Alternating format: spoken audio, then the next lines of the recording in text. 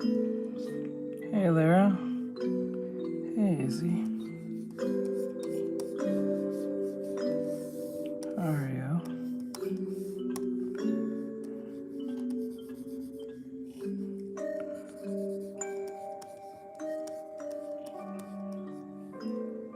How are you?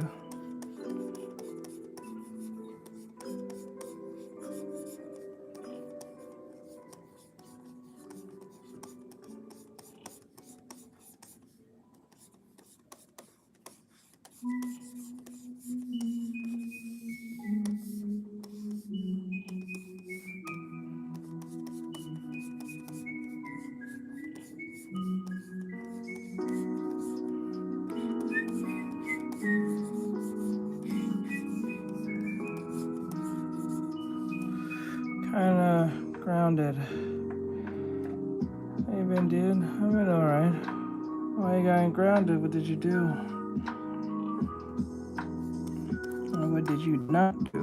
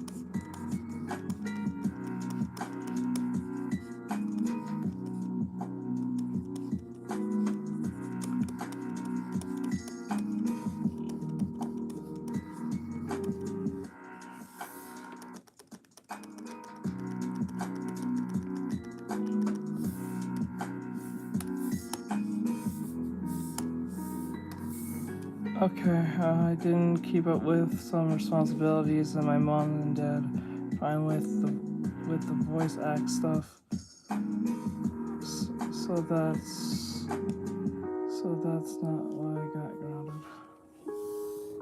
Voice act? Anyway, voice act.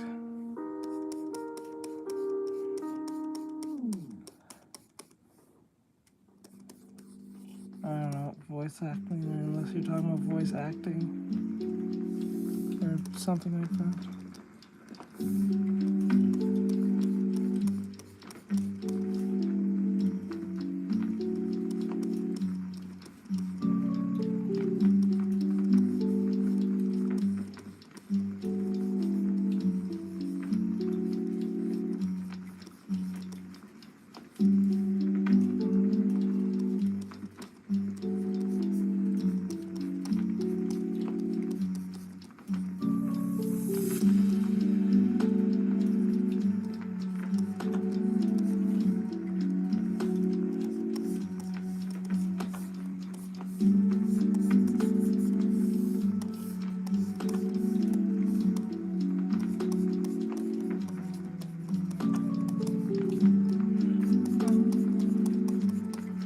Thank you.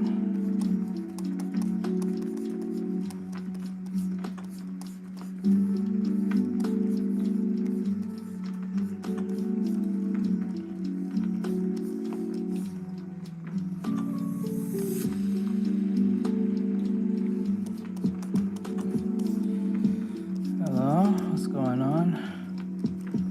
How goes it? Gotta do a vid later, huh?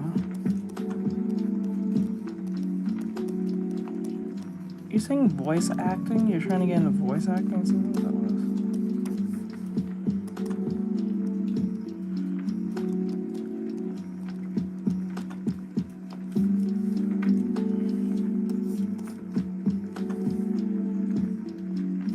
Okay. I see. I see. Okay. Oh, so you can voice act, huh?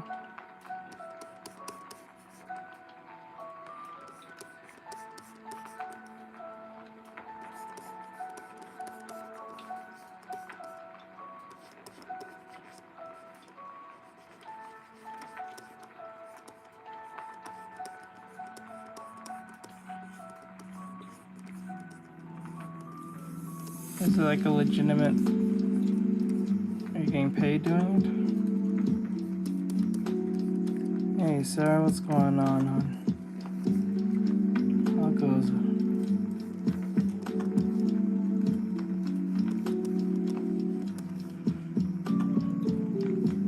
So you made money doing it.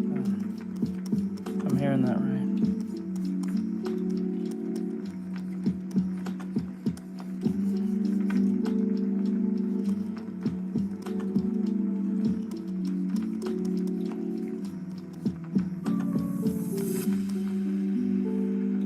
Okay. How many projects have you done? That's cool. I'm happy for you. I'm happy for you. It's really cool that you can do that. Not a lot of people can do that.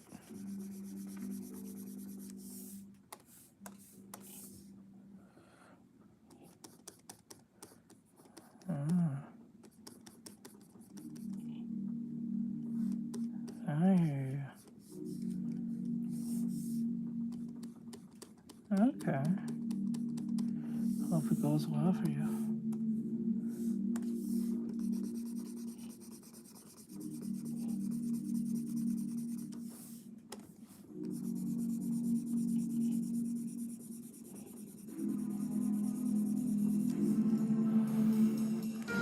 I hope it works out or have fun with your video.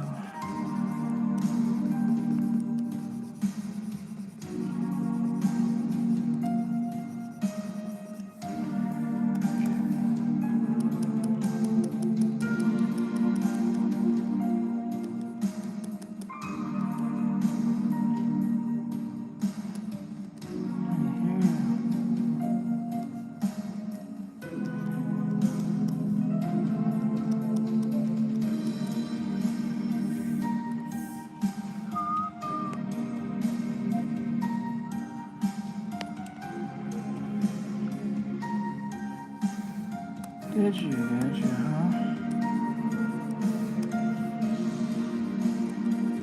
I don't think it's weird. A lot of females tend to voice a lot of male young characters.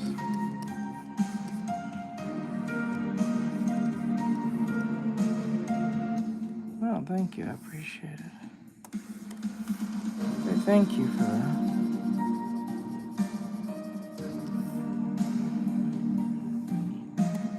Thank you. It really means the world.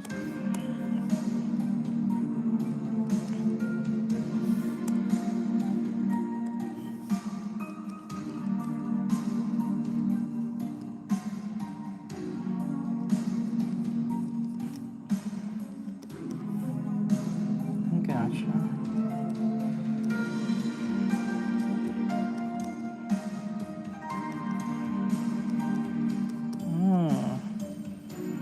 You be streaming. So you be doing?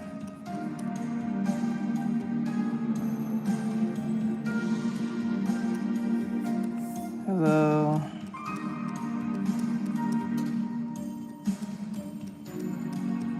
I hope you have fun with that.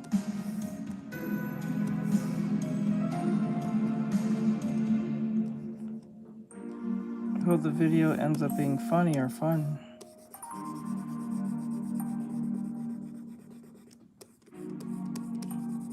I'm pretty sure it'll be a blast.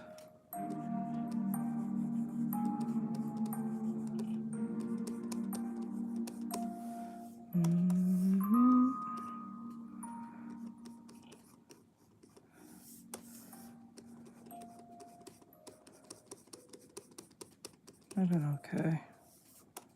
Just very busy. Trying to keep myself busy. You know.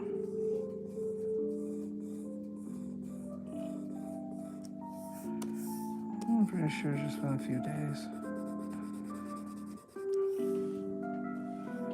I want to teach Sophie fatigued. Yeah.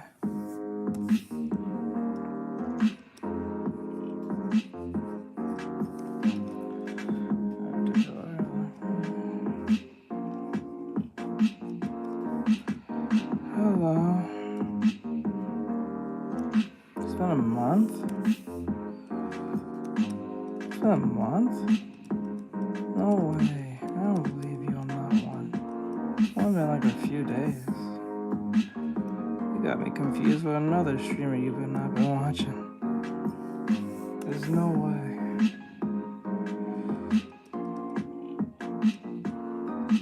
It's only been like a week, probably at max. I don't think about a month. I don't know about that one.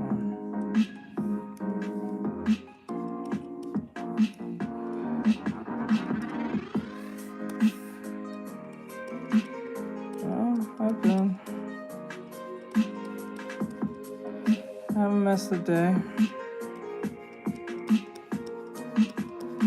I understand.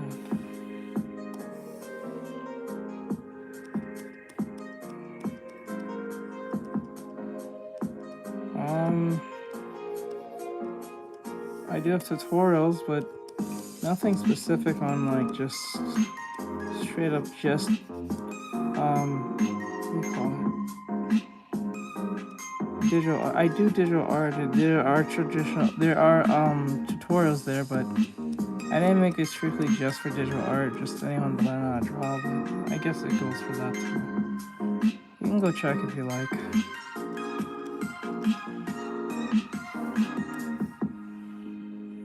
No problem. Do your thing.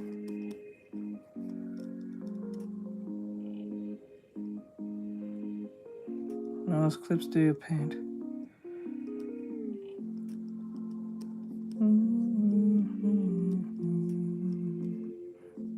Clips do you paint.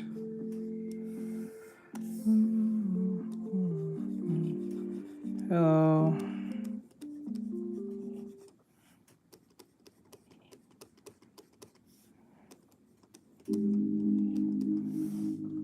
I'm just really tired.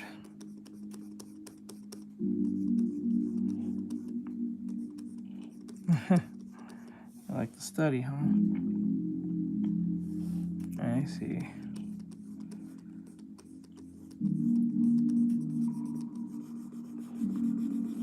Yeah. How's everyone's day, though?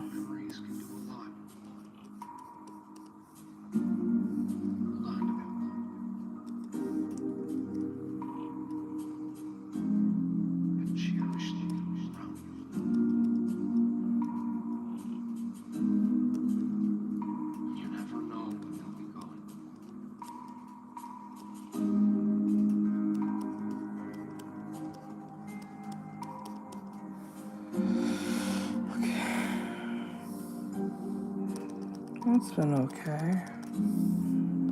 It could be better, but it's okay. Just keep studying.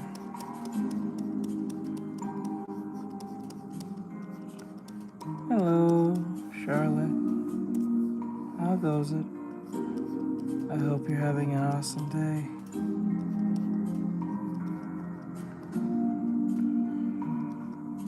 That's good.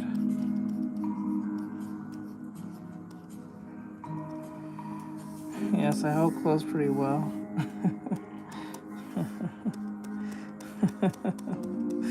But yeah, but thank you though. I appreciate it. I'm just doing a study. That's all. Just doing a study. Nothing more. Just a quick master study. A quick gesture study.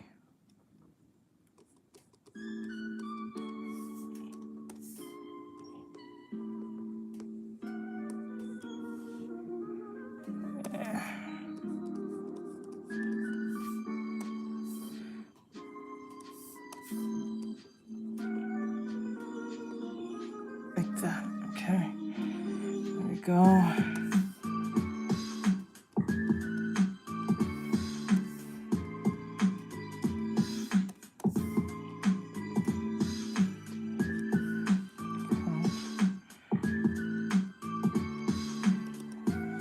Go.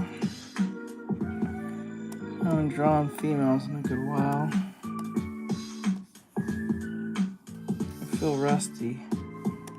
I don't know why. I feel pretty rusty.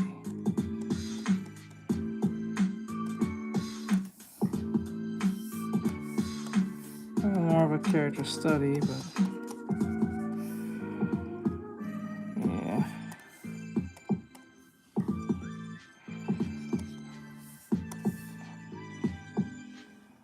It's okay.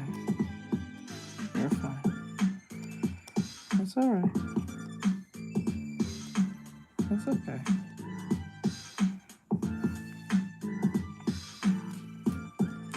Laters. You too, have fun, Anna. Be safe. Be safe.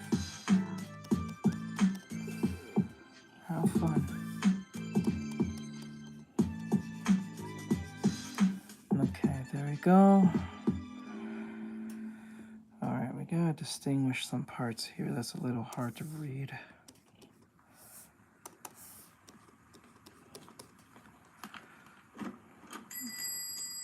Hello.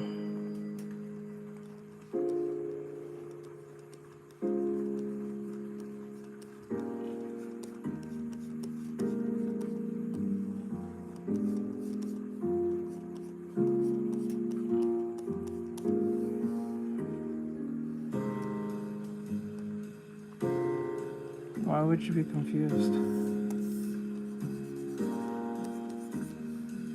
I'm not really sure what you mean by that.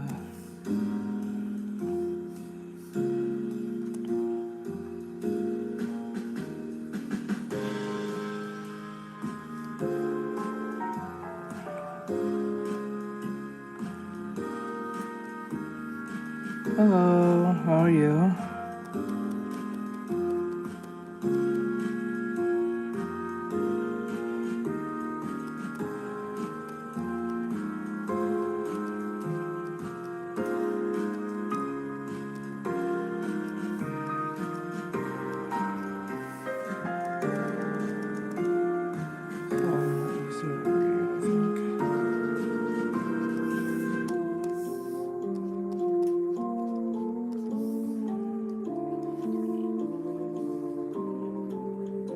Really? I'm just doing a study. I'm not doing anything too crazy today. I was so caught up doing that gotcha CUDA thing. It just took so much out of me.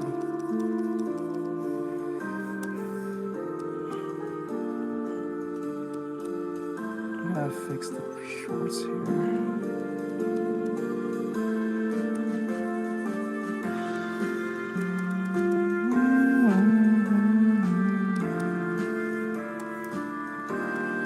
Hey Langdon, what's going on? How are you? Thank you for the follow. Thank you.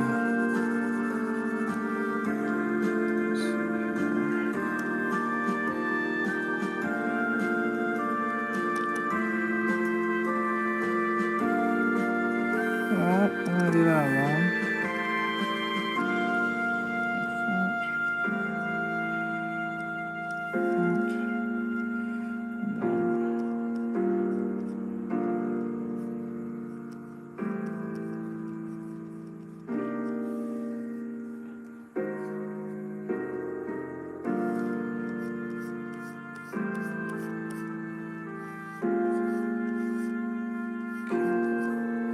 Actually, no. I wanna do something like this. Okay. Delete this part. Hello, Nixie. What's going on? How are you? I hope you're having an awesome day. If not, at least pleasant. If not, you'll get better. Hopefully. Nothing stays bad forever.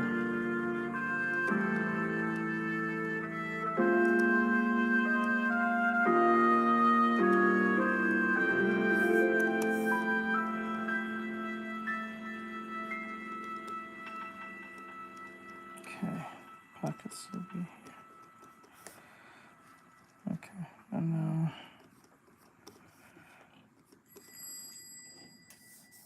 don't think it should be that thick over the lines like that. Kind of makes confusing. Don't understand about the adventures. Why even go on them at all? Why not Thank you. try to find a way to... Just doing a study. Well, Nothing more. we usually do when we first arrive, but after a while we start to realize that you really can't leave.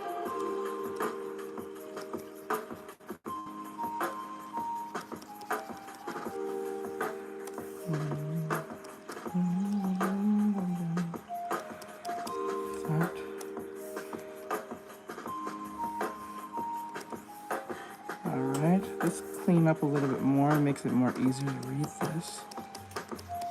And make it readable as possible.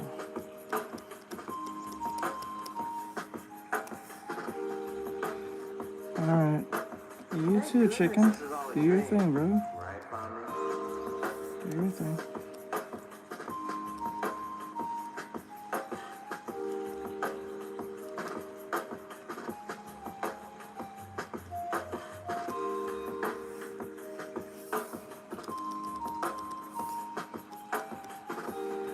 Thank you. Okay. Now we're gonna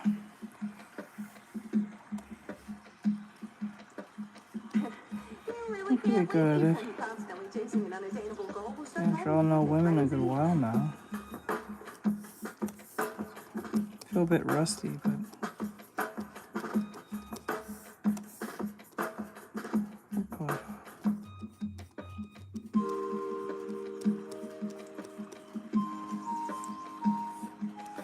Actually, before I get to the legs, let me...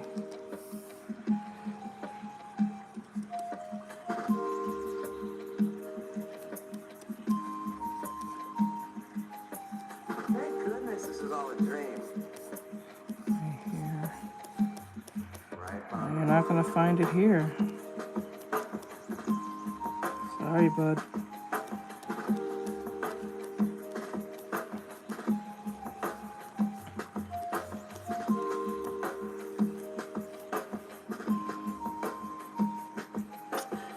Are you kidding? This too? Oh god. Right. Now that's getting hot. Should take these out.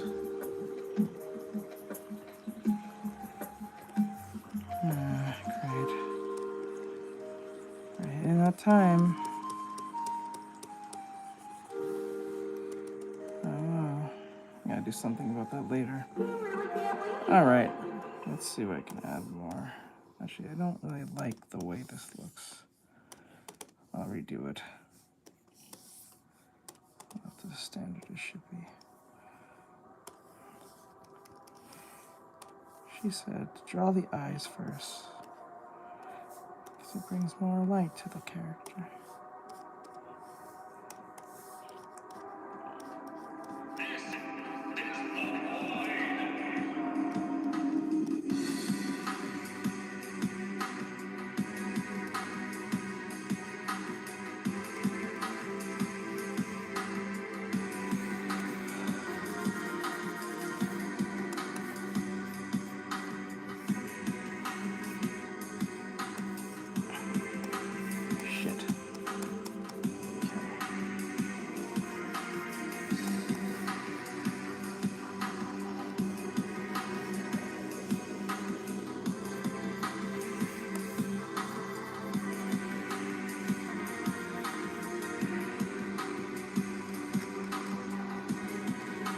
What about tips?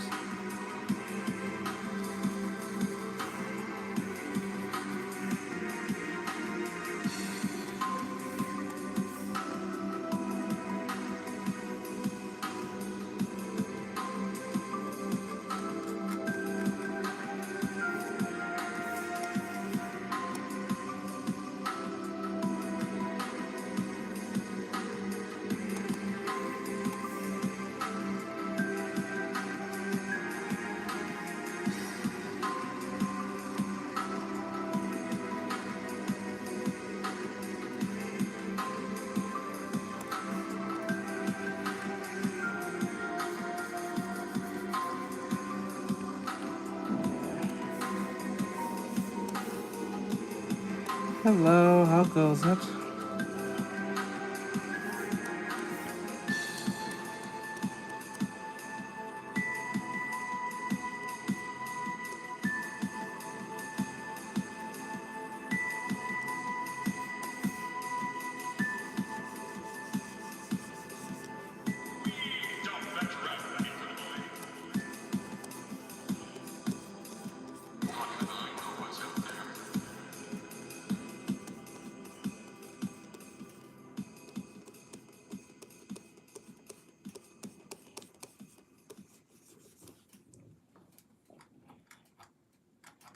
Not too bad.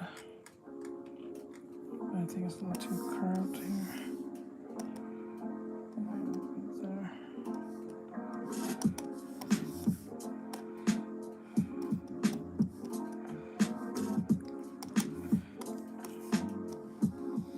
Shave that down. There we go. Okay. Let's make that eye a little more easier to read.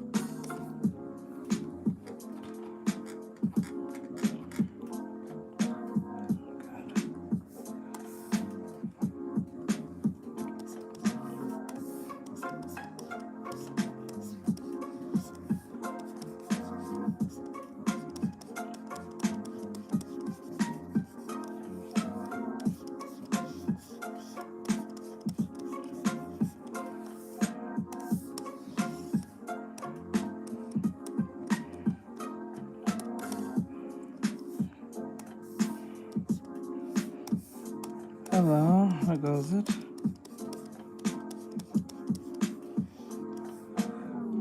What's up, news?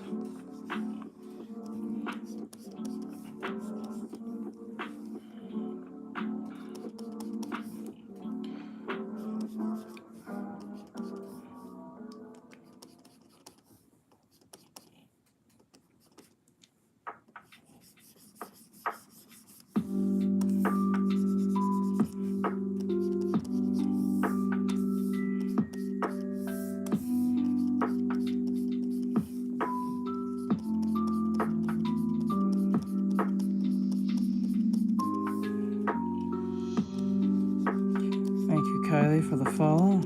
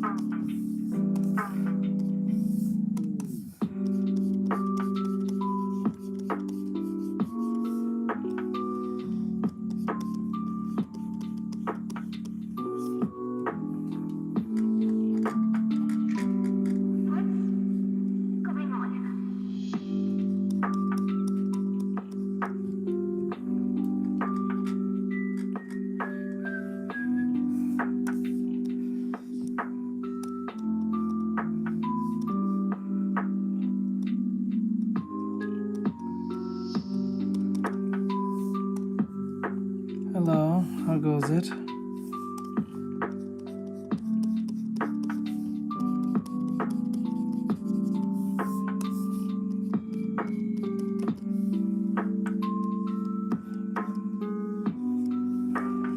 Hello, how goes it?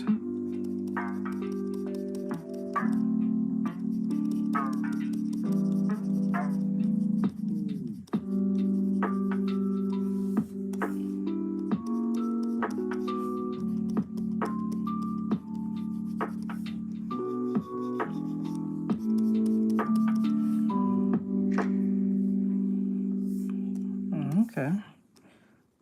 on you. Any engagement on your behalf?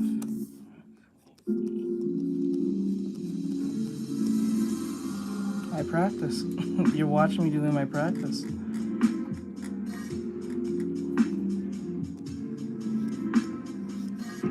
You can, if you practice enough, like I do. Okay. Okay. Let's clean this eyeball. Anyone can.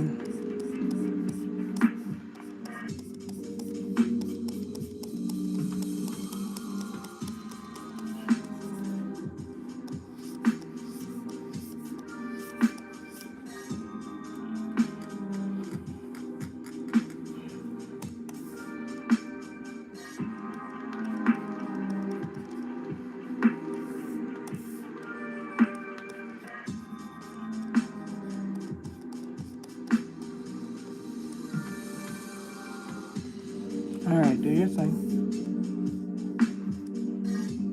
Do your thing.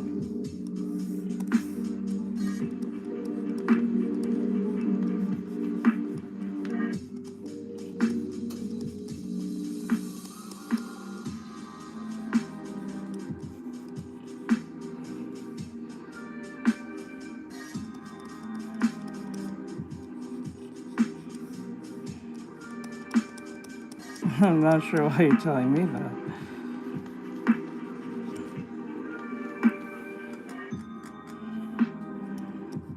I'm technically the one who accused of such things.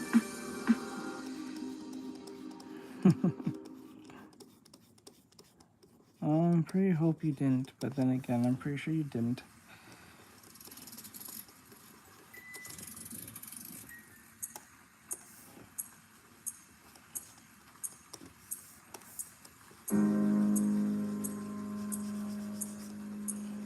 Draw who you like.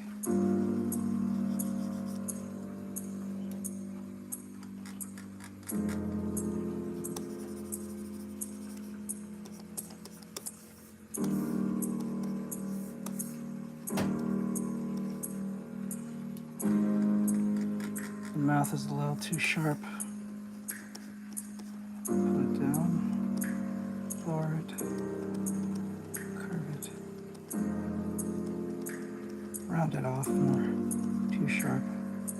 It's more friendly or only sharp when we round it off.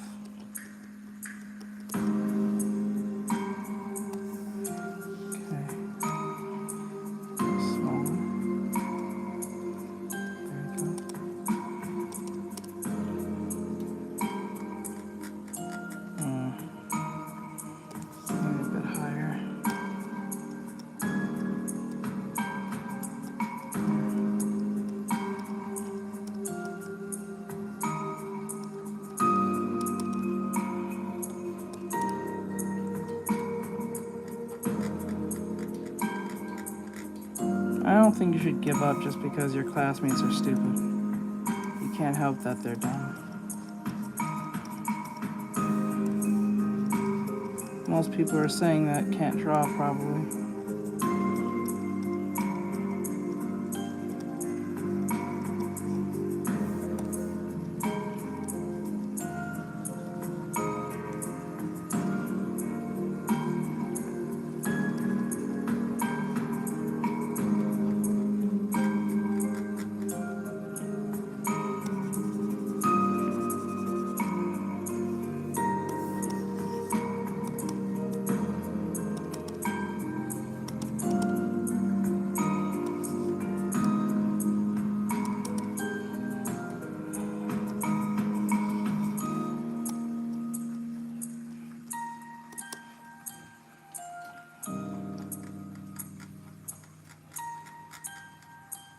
To be honest, I don't think I have one yet.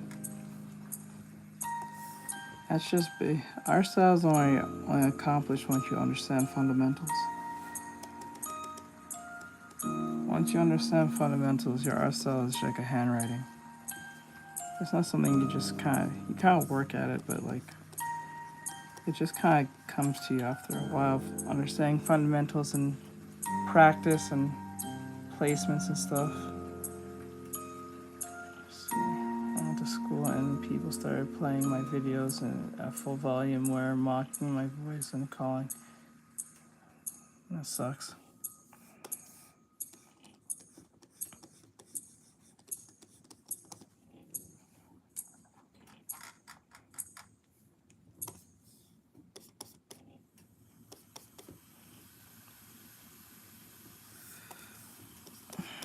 See, the thing is about that term is when people say that, I don't really take them too seriously.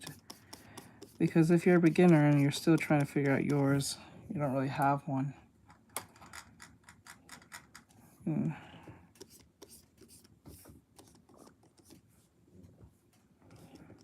Actually, quite the opposite. I tend to draw their head too big.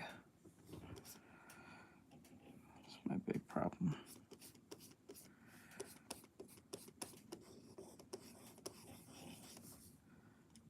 Oh, wait, it's like this. I'm trying to make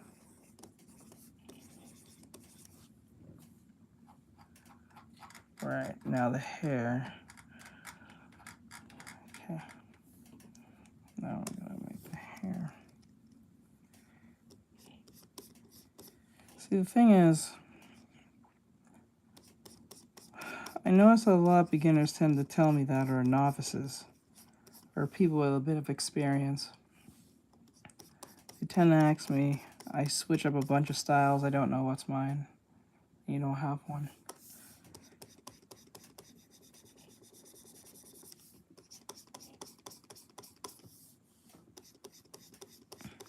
Oh, that's cute. You must understand fundamentals before you can actually have an art style.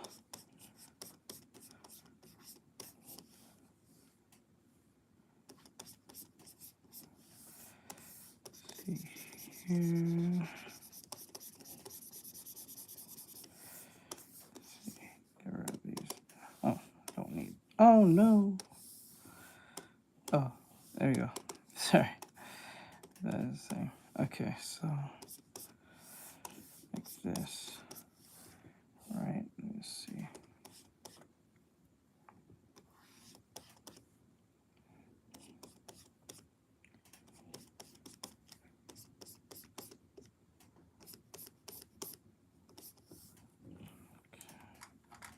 Can I really pull this off? I don't think I can.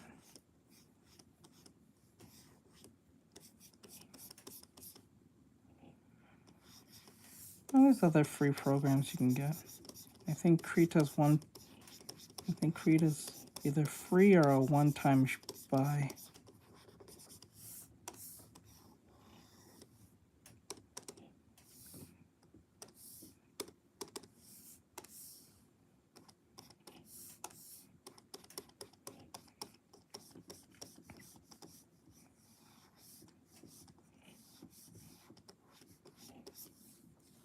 Okay. Now the hair needs to be a bit more up here and here. Right.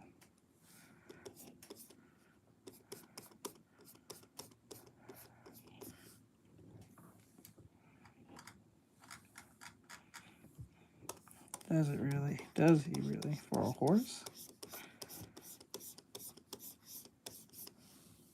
I really stopped to really think of the color of the eyes of a horse, to be honest, when I think of it now.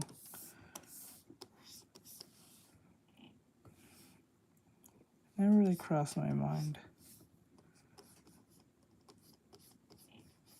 I'm like a dog or a cat.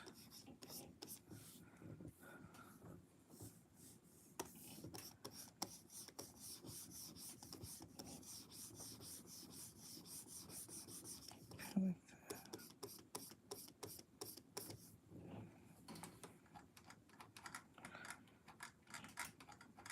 Gotta bring that hair down.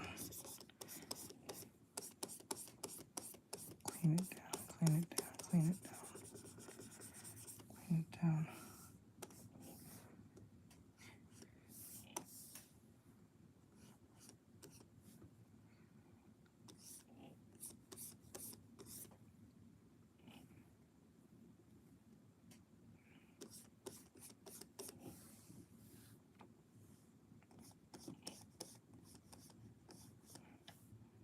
Okay. That's nice. Let's see here. What's that? Okay. Here's going like this.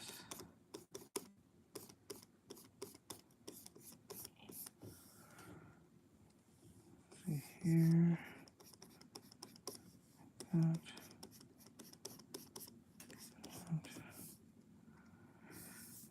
Clean up like this.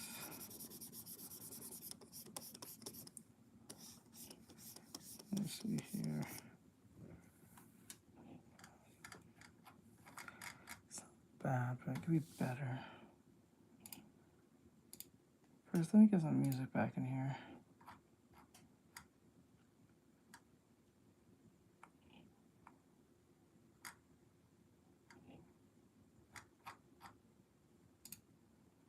Thank you.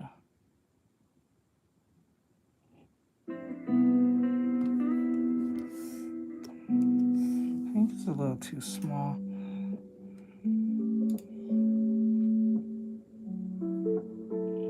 Oh no, did I lose the video? Oh fuck. No! I lost the study, did I? Oh no, I have it. Okay, fuck, I was about to...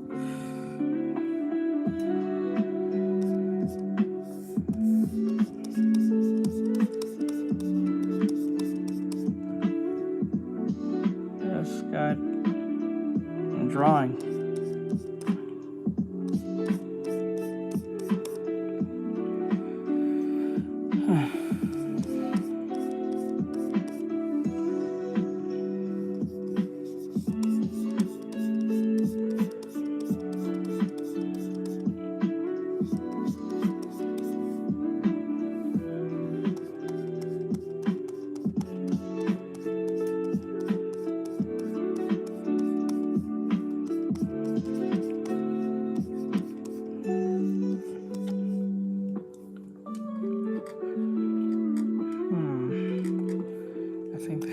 Too high up, so I'm gonna grab this, bring it down a bit.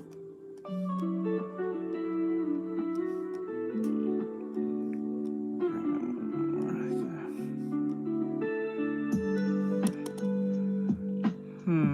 that. This part needs to be fixed.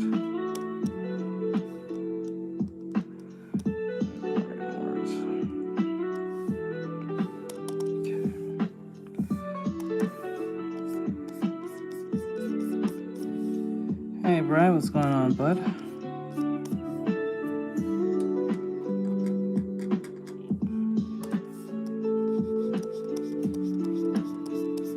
Okay, like that.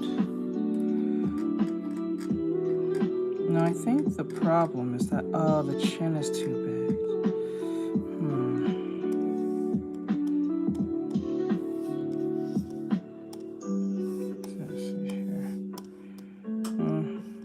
Sorry to hear that.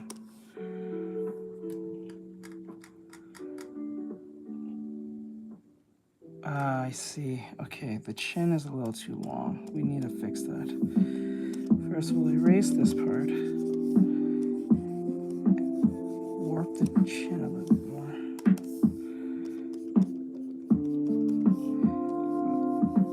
A few inches here.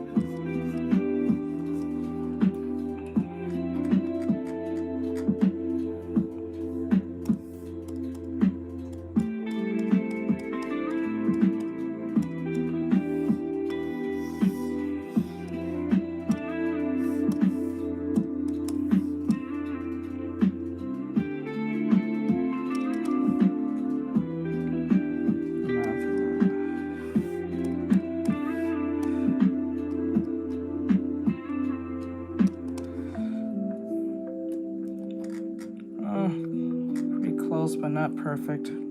But we'll just run with it anyway.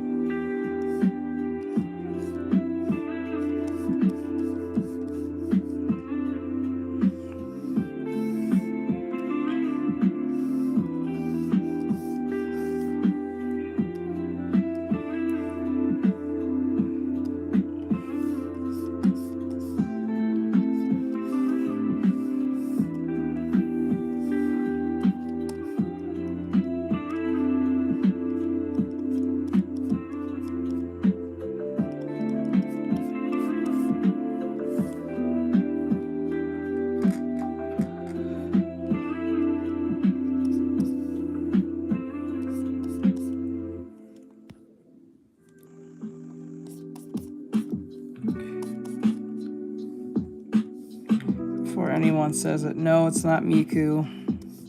Just because you see pigtails doesn't make it Miku.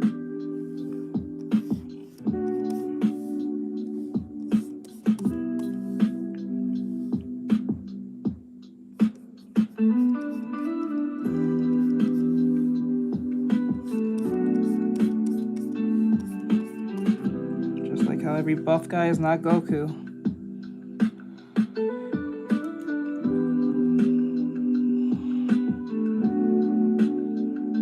You too, Shadow.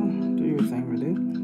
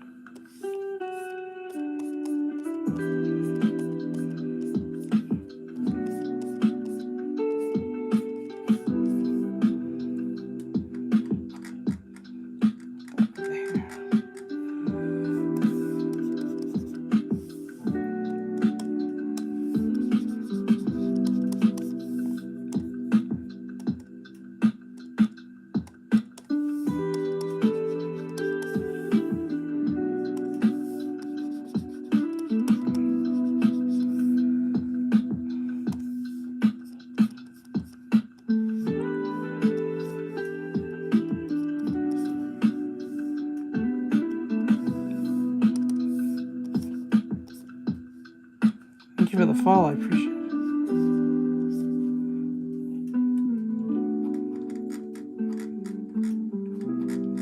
Lovely jubbly. Never heard that one before. Lovely jubbly.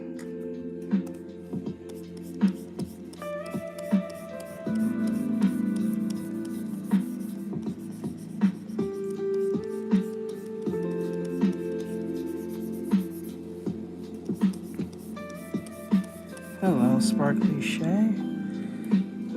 How goes it? How goes it?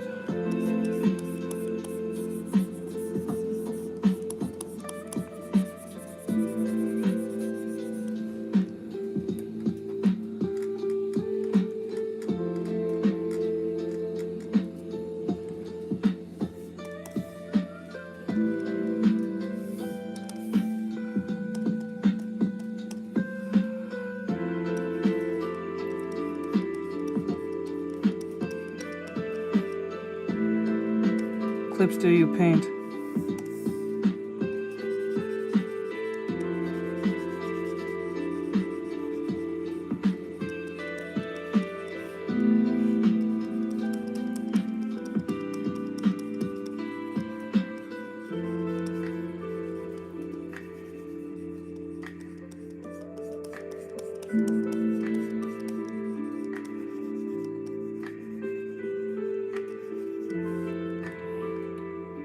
See? Has it done you good?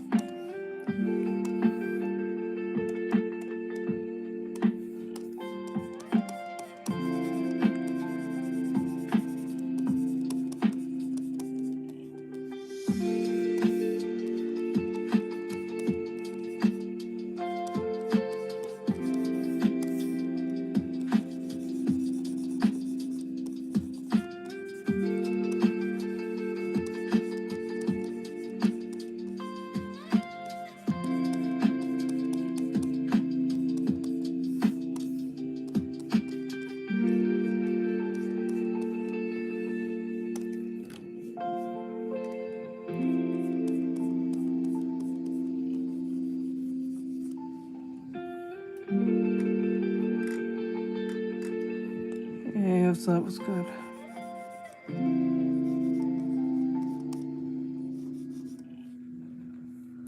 What's up?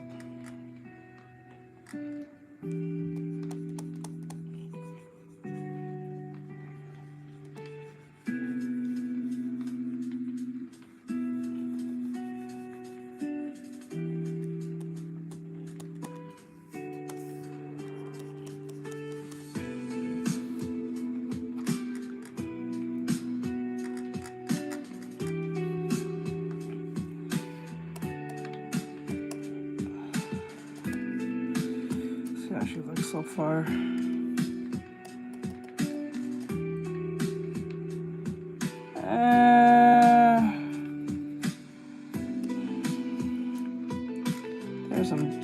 There's some stuff that could be shaved and fixed.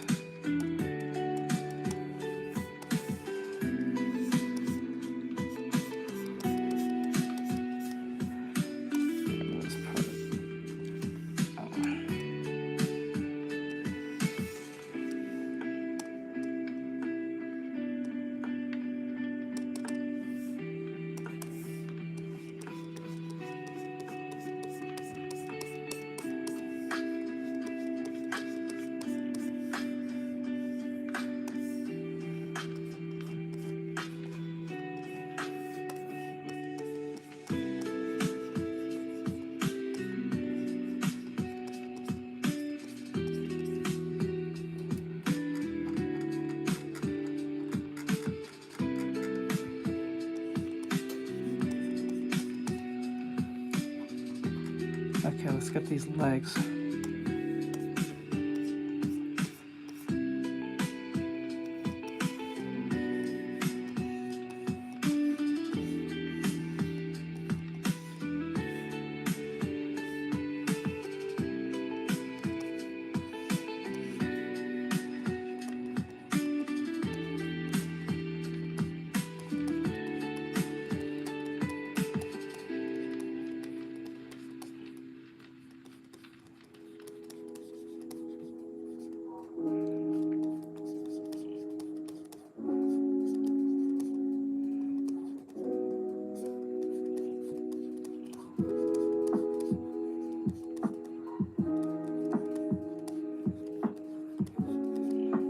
That's good.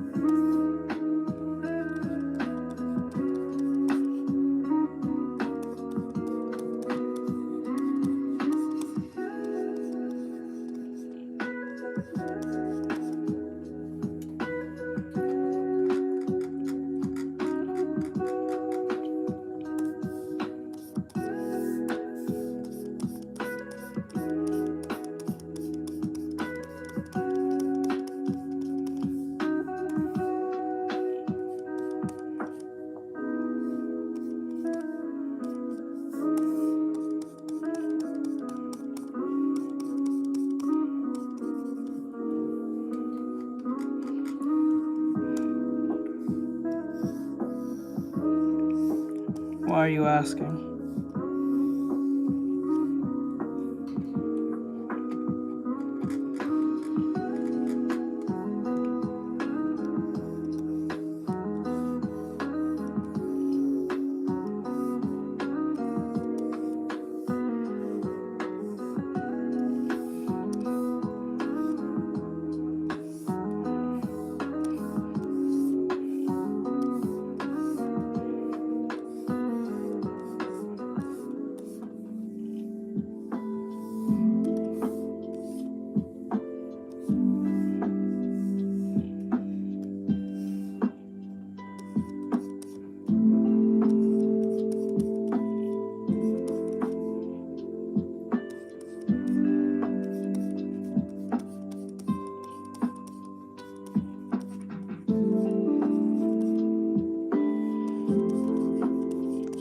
be on till 8. So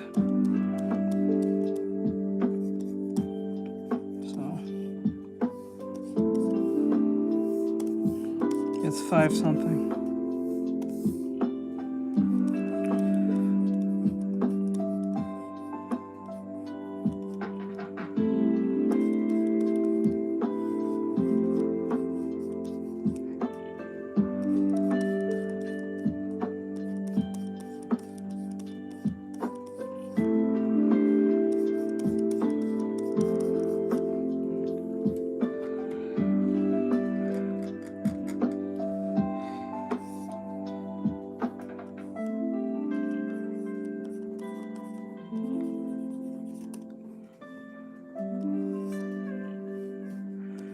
Hello.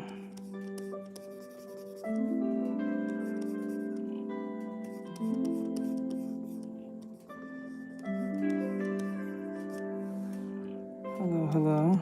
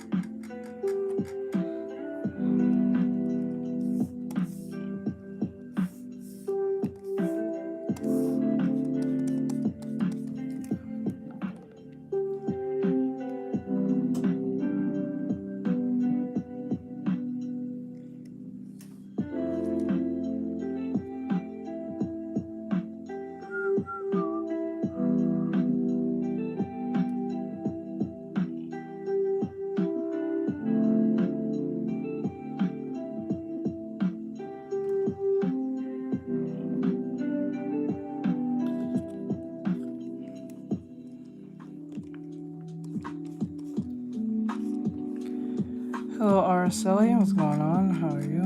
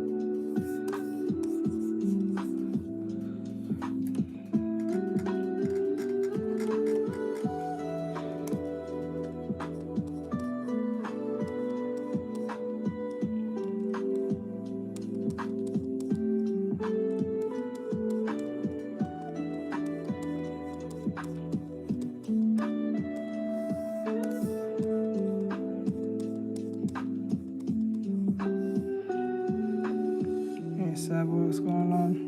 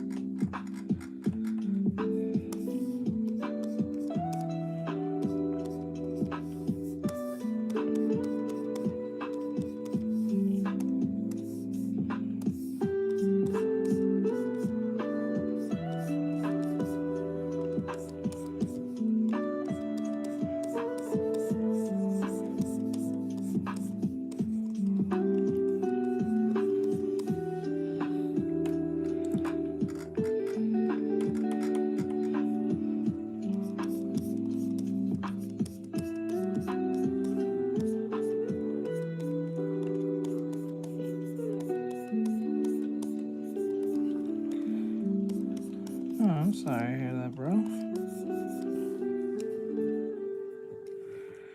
Sorry to hear that.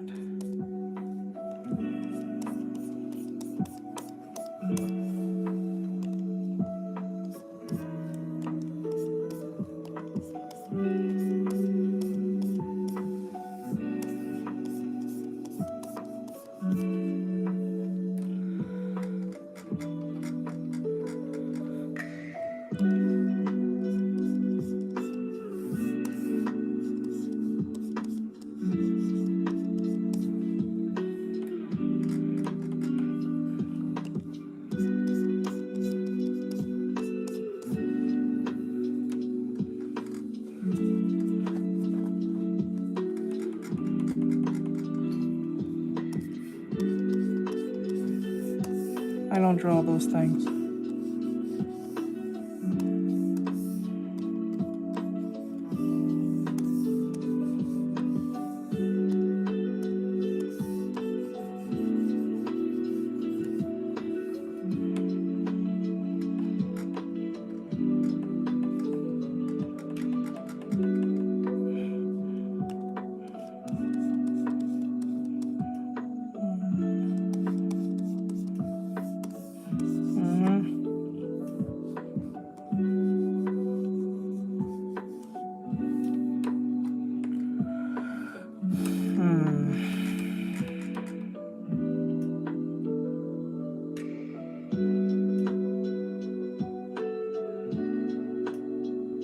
Okay, let's see here.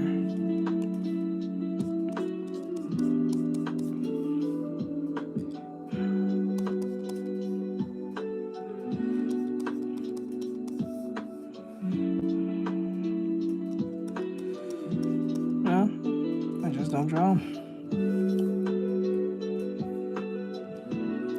Drawing another woman and then I have to go to the animatic after.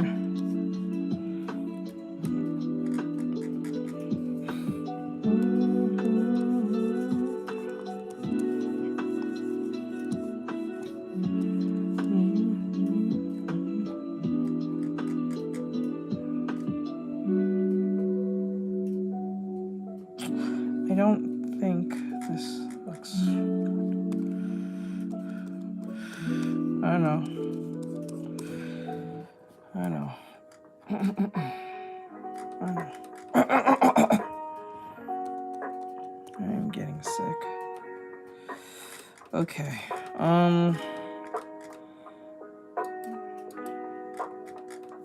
Okay, let me see here.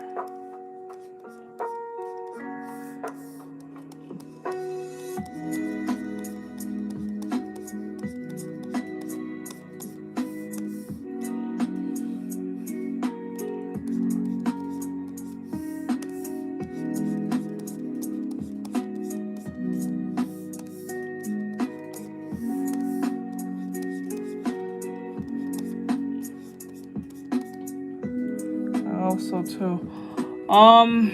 It's 5 something. I'll also do some reactions while I work. Alright, so... Robot to control OBS. Alright, step 1. Believe it or not... Okay, not that. Okay, let me see here. Is this a continuation of this? Oh my god, I did not know that. Okay. That's kind of crazy. Animation on YouTube has always been one of the... Okay, so... This video is called... this is from ENT Laser or Lister. I'm not saying it right. I think it's Laser. Laiser. ENT Laser, I think. His video is called The Indie Plot Epidemic. So I guess there's too many indies coming out or something. The most fascinating and interesting submediums on the internet. From original stuff like Asdif Movie and Ed's World, to video game parodies, to storytime animators who dominated the 2010s. This is just a study. I've always loved YouTube's animation scene because it's truly unique and you won't see this type of stuff anywhere else. And a new trend has seemingly emerged for YouTube animation. And it is really, really cool. Indie animated pilots. Now, if you somehow don't know what a pilot is basically just a test run episode of a potential TV show that is used to convince networks and larger studios to syndicate the series by showing off the basic concept, characters, and style of the show. Think of it like a sales pitch, but for a TV show. So I just wanted to go over a few indie animated pilots that I thought were worthwhile and rank all of them. Now, the current onslaught of indie animated pilots we're seeing all being hosted on YouTube can be traced back to a certain pilot that came out in 2019. Now, Hasbin wasn't the first... I do have a thing for anime girls with eye patches. Do you? I think that's an I think that's an overuse of the anime trope. I think it gets that like. Okay, for those who know what I'm talking about, if you grow up in the early 2000s, you know what I'm talking about. Like, it gets super anime when an anime chick has like the eye patch, and then there's like different archetypes of like different anime chicks. The one with the samurai sword, and she wears like a scarf. One with an eye patch, and wears like military clothes. The other one wears what do you call it? The kimono. There's always like a demon girl, a fox girl. There's always different, like the same archetypes we are all kind of familiar with. Yeah, but like those were like there was some anime you can just like point at and be like, it had too much of the anime tropes at once. Like it was just doing way too much, if you get what I'm saying. Like, it had too much of that. Like, it's just so anime per se, you know, if you get what I'm saying. So then you love Lamont and yeah, it's kind of crazy. Like, it's like, I don't know, it's like back in the 2006, 2005s, if you wanted to like weird out your friend, you can just put out like any type of anime that was coming out around that time. And it was like this crazy over the top storyline with a dude who wants to live a peaceful life in school, but he can't because some particular reason he has to deal with different tropes of anime girls, whether it was a ecchi, or it was a harem plus ecchi, or it was like the typical anime. It was not even shonen. It was just like copying the idea of what shonen was type shit. Like, it was like Tokyo Pop type shit. Before Tokyo Pop became totally like bankrupt. Like, it was crazy. indie animated pilot on YouTube, but for a long time it was the most popular, and ended up having such an enormous effect on the animation landscape of YouTube and indie animation as a whole that you simply can't go on without mentioning it. Hazbin Hotel's pilot was praised for its impressive animation, its amazing voice acting, the hilarious jokes, and the lovable characters. And going back to rewatch the pilot for this video, I'm not gonna lie to you, I don't find the jokes funny in Hazbin Hotel because they're pretty on the nose majority of the time, and they're kind of like safe edgy. It's never like clever edgy, it's just kind of safe edgy. Yeah. I definitely have to agree. The pilot does pretty much everything right in terms of what a pilot should be. It sets up the world and the central characters, it introduces the main conflict, it establishes core character dynamics, and it instantiates the expected tone of the series. Hazbin Hotel's pilot follows Charlie Morningstar, the princess of an urbanized depiction of hell who wants to solve hell's overpopulation problem by redeeming sinners and giving them a way into heaven. I've been thinking, isn't there a more humane way to hinder overpopulation here in hell? Perhaps we can create an alternative way to change souls through redemption? Well, I think yes. So that's what this project aims to achieve. Ladies and gentlemen, I'm opening the first of its kind, a hotel that rehabilitates sinners. It starts with sorry. Fate has set you free from evils, and by providence, you face your inner evil. Now stand and face your future. I always thought Hazbin Hotel would be like a semi-episodic, semi-serialized show, you know, actually about redeeming horrible people.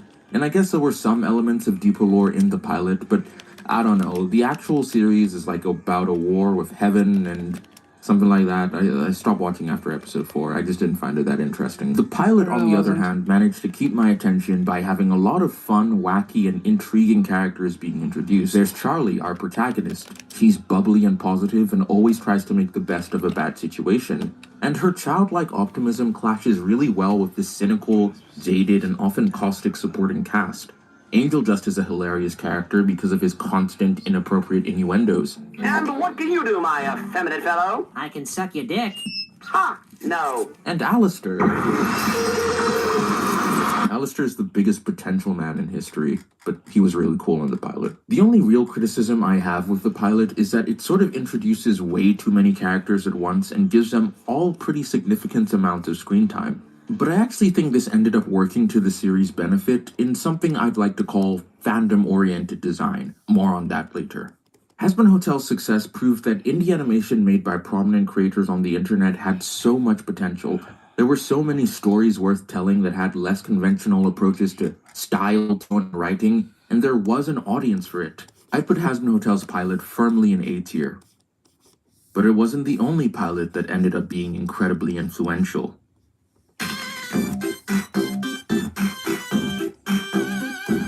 The Amazing Digital Circus is now probably the biggest series to originally premiere on YouTube, and so much of its success is owed to its pilot. In case you got stuck cave diving for the last few years and now have made the rocks you're trapped under your new home, The Amazing Digital Circus is an animated series about a group of people who are trapped in it. Someone said to me, where do you recommend I learn the basics. I know how to draw, but I want to get better. My channel. I got tutorials. Digital world. Now, this premise alone isn't something that I would consider to be that inherently intriguing, but I think what makes the pilot work is that it is a horror disguised as comedy. Pomni is the newest person to join the digital circus, and she is understandably freaked out about everything. She's neurotic and uncomfortable, and she has to make sense of the situation she's in. Because of this, Digital Circus's pilot, despite being full of funny jokes and wacky characters, still keeps an underlying sense of dread that lingers throughout the entire episode, as Pomni keeps frantically searching for an exit. The pilot also introduces all the main characters in a way that makes them interesting to watch, but doesn't necessarily make you believe that there's anything deeper to any of these characters, except Pomni and Ragatha. And if you know how the series goes, this is a bit of a confusing choice, right? Maybe it's deliberate, but it basically means that if you don't immediately click with these versions of the characters or enjoy the humor, there's little to entice you to come back. Kinger is funny, Zubul is whatever, Mangle is there, and Jax is annoying. Okay, how do I explain this? Zool's just a bitch half the time. I'm just calling for what it is. The bitch is kind of a bitch sometimes. Sometimes, not all the time. There's a scene in Hazbin Hotel's pilot where Angel Dust briefly attempts to console Charlie when he sees that she's legitimately upset with how things have turned out, only to immediately refrain, and in just a few seconds, Angel Dust's character is given so much more opportunity and potential for depth from this single interaction. And not to say Digital Circus's pilot doesn't have hot. this, but a lot of the stuff that hints at deeper characterization really only comes in retrospective, because Digital Circus gets really, really good with its characters as it goes on. Pilot is able to keep just enough mystery ongoing that it doesn't really matter what your first impressions are on most of the main cast, as long as you're invested in knowing whether or not they can escape. It works. I think the series really takes its stride by the third episodes, and from there on it's really, really good. But it wouldn't have been able to reach this level of popularity if it wasn't for the way it designed its cast. Let's talk about fandom-oriented design. Fandom-oriented design is a term I just made up to explain certain recurring patterns and tropes in modern media that I feel are designed to attract and or appease a potential or already existing fandom. In the modern age where every piece of entertainment and narrative is... I think what he's referring to is Undertale. Let's be honest, it's reminiscent of that to a degree based on how it's framed, the characters is presented, and how everyone's kind of like their own thing in their own special way.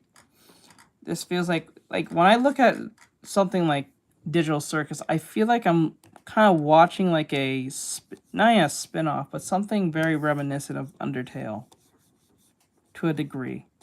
Not exact, but to a degree, especially with the character designs and how they interact with one another.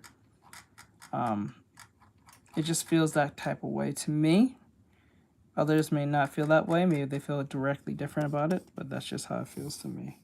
Battling and struggling to justify its own existence, so companies don't mercilessly cancel the projects, creators have to shift their focus from just making good art to making art that's both good and infinitely broachable. Creators are forced to keep up with the attention economy, and the relationship between creators and the fandom is now codependent. It's why every indie horror game these days feels the need to add mindless theory bait and lore, and why certain indie shows have certain tropes.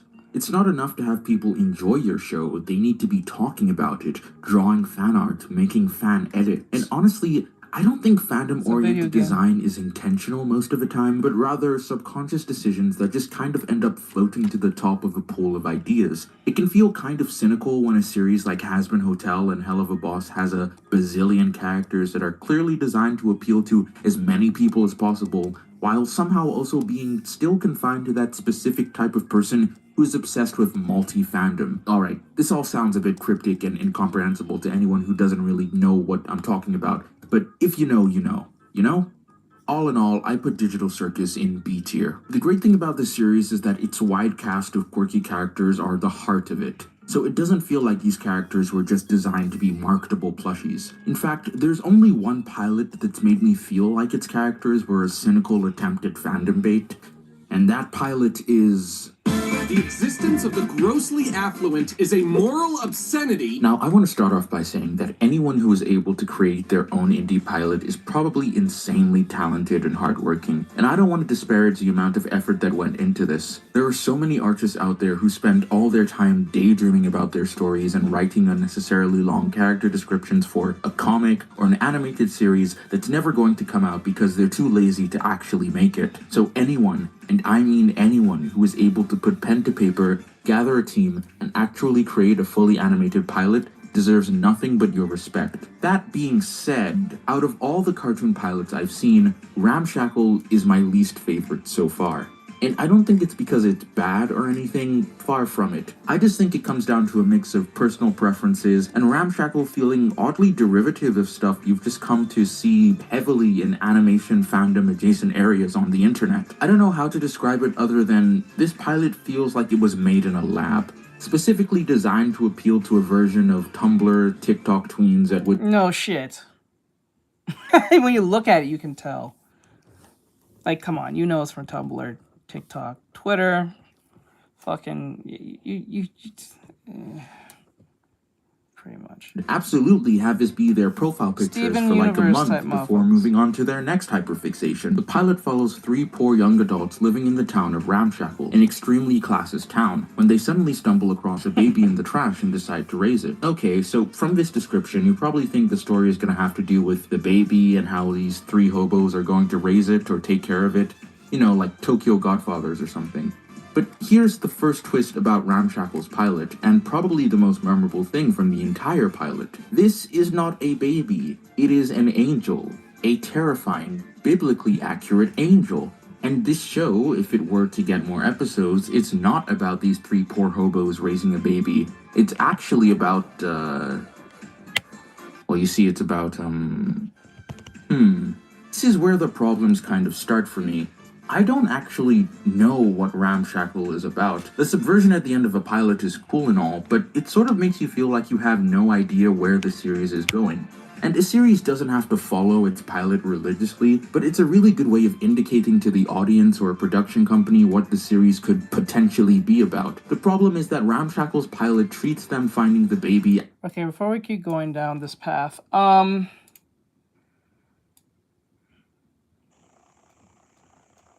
got close to the study.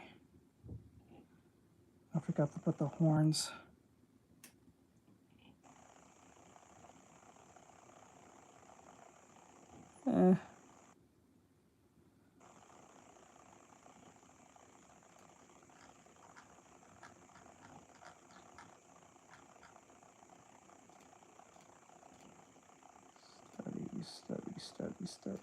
Studies. Studies are the worst, bro.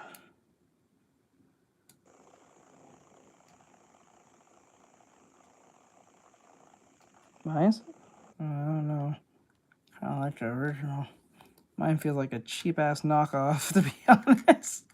But I try to get close to it based on this. I just wanted to see if I can capture the gesture and the lighting. I don't think I caught the lighting very well, but I got the overall idea out. Close enough, I think. But thank you, though.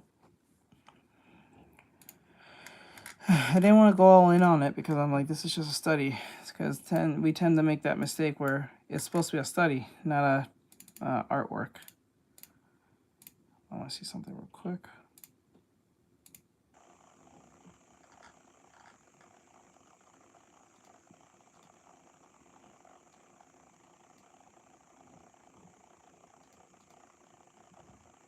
Ah, I see. It's just one direct color. It doesn't go with the shade. Okay.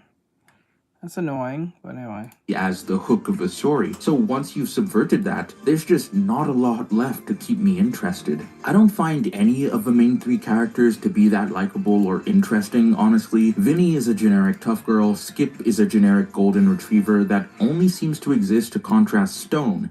And Stone is a bioengineered Tumblr sex human. None of these characters play off each other well or have any sort of interesting interactions within the pilot. I found myself bored throughout most of the pilot because I just don't find any of these characters fun or interesting. They all feel like boilerplate character archetypes that are going to be used in fanfiction that will be way more interesting and delve into their personalities in a much more fascinating way. Another thing about Ramshackle is that I don't find most of the jokes funny. I'm not really sure why most of the jokes don't land for me. I think it's got to do with the timing. Because they're generic as fuck. That's why. That's literally why. It's generic as shit. There's nothing you can actually see with these characters saying that you haven't seen before. You can watch any show that you can probably think of that's part of this archetype that you've seen 1,000 times, from Disney to Cartoon Network to Nickelodeon. Shit. No. I've seen these archetypes before. That's why I can just look at them and tell by just character designs alone. And some of the line delivery. You're from the streets? You're all scraps? Oh, you're not allowed to be here. Go back to your slums.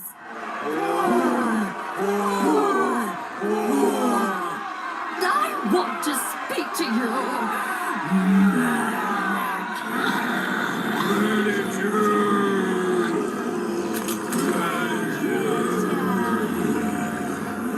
Why does this shit always happen to us? Overall, Ramshackle just isn't for me. There's some potential here, definitely, but I don't think there's enough to warrant why people gravitated to it so much, other than it sort of being a product of fandom-oriented design. It gets put into C tier.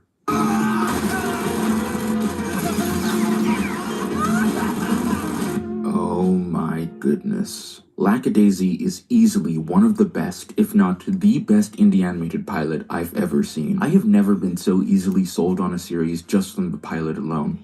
But what exactly makes Lackadaisy so good? Why does it work so well? Well, for starters, the animation is absolutely phenomenal. Don't get me wrong, Hazbin Hotel, Digital Circus, and Ramshackle all have great animation, but none of them capture the level of quality and atmosphere that Lackadaisy does. All the characters are immediately likable or gripping too.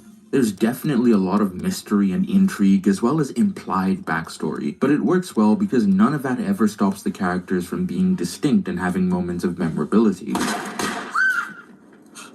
No! No, no, no, no, no! No!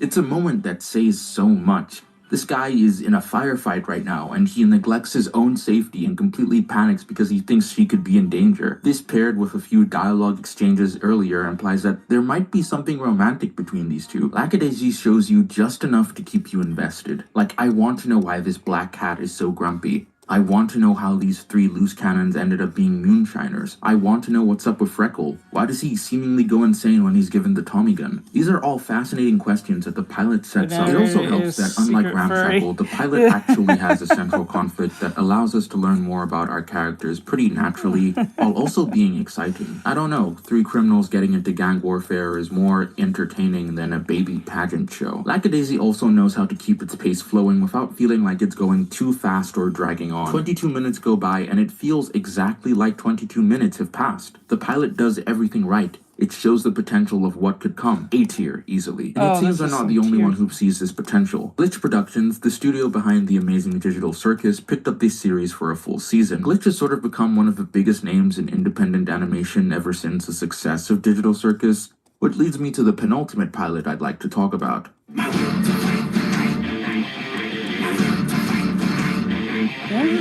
Knights of Guinevere is okay. Yeah, I never really got the hype. It's really well animated, it's got awesome character designs, and it's pretty enjoyable, but like, people were acting like this was the best indie animated pilot ever made, and this single series could save Western animation, whatever the hell that means. Part of the hype was definitely the fact that one of the co-creators of this Western animated died since what, 2015?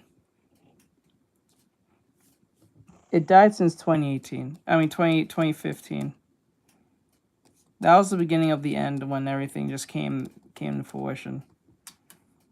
Especially when the comic book industry went woke too. That shit went, that didn't help.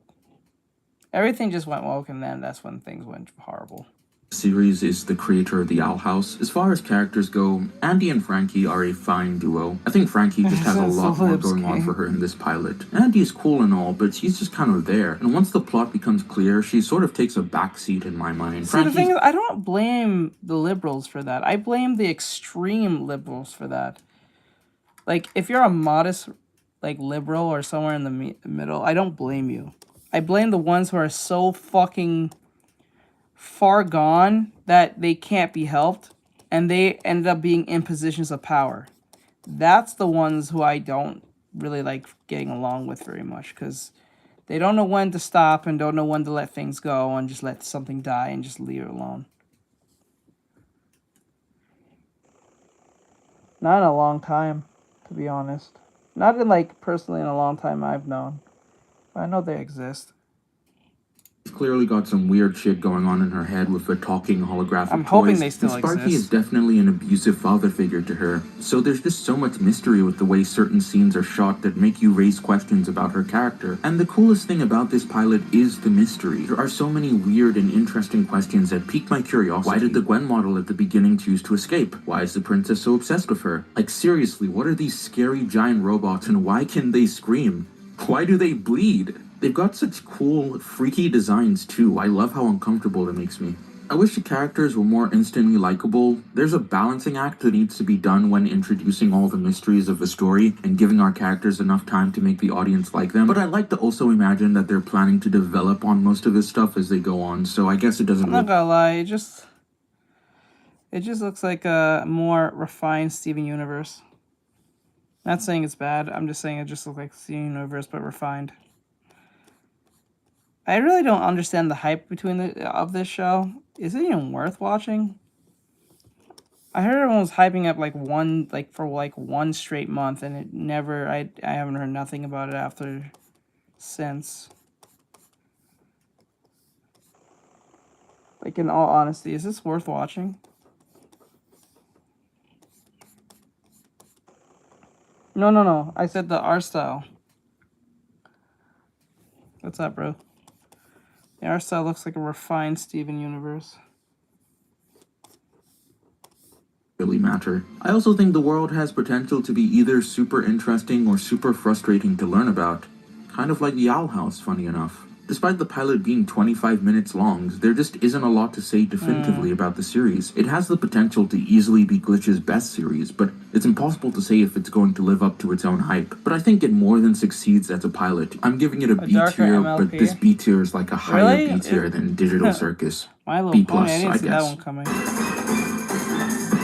I did not see that one coming. Heathens was actually the pilot that inspired me to make this video. I think it sort of represents just how much this trend will benefit artists and animators in the future, but also how there are just a few problems that will definitely come from having the barrier of entry for cartoons. How many episodes are out? I wouldn't say Heathens is bad, but I wouldn't say it's good either. I don't think I've ever watched one of these pilots and just left with the feeling of, okay, that just happened. Like, I think Heathens fails as a pilot because it doesn't actually set up anything. It just sort of drops you in the middle of what I assume is the inciting incident for the story, and then frantically dumps exposition on you in a way that's a lot less natural than the writers probably think it is. So, you dragged us out this far Tips to you, Paint. What exactly? Come on, it's not that obvious. To tame a hellhound, of course. Oh, Jesus Christ. To tame a hellhound, of course. So It's also extremely short, clocking in at only 10 minutes, so it doesn't really have the time to make these characters all that appealing. I feel like I'm looking at someone play with their OCs rather than watch an actual pilot. And it's so funny because if you look at the description for the video, it starts off with Heathens is an action dark fantasy indie animation series about demons, devotion, and an era coming to an end. Because that dude comes off like, okay, it's funny because, okay, this archetype of character is the most annoying because we've seen this character many thousands of times. I can name you at least 2 characters that if you've seen these shows. If you watch, this is a more annoying version of Sokka. Sokka was like this from the beginning of Avatar. He refined as time went, and he got better as time went. But this is an annoying version of Sokka from Avatar: The Last Airbender. And then, if you ever seen the show,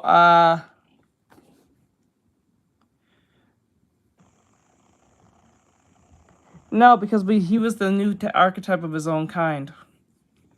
That's why. So that's why he was never annoying. But we've seen this archetype of kid before. So the first version of like Sokka, everything after that is a Sokka clone. So this is a Sokka clone, and it's the most annoying. And the thing is, if you haven't seen, if you ever seen the show, what do you call it? No, Jax is not actually similar. Jax is more cynical. That's the difference. Jax is more cynical. This character is just annoying because it tries to sound cynical while trying to sound confident and aware of the situation. But it's just a coward 9 times out of 10. 9 times out of 10.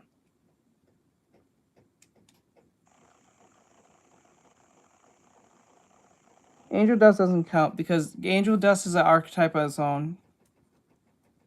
Alongside because of what type of archetype of character that is. Because it plays more of the orientation of the character than it's just being a character. Like, not just that's all he is, but that's the main thing that runs in that whole thing at the very beginning. Because you get to know who he is based on the pilot and on and so on and so forth. But like this character, like if you've seen the show Invincible Girl Fight, there's a character, I forgot his name. He wears like green and he wears like a, is that a leotard? I can't tell. Like, let me see. I can probably bring it up. Hold on. Fuck, where's the phone? Keyboarding.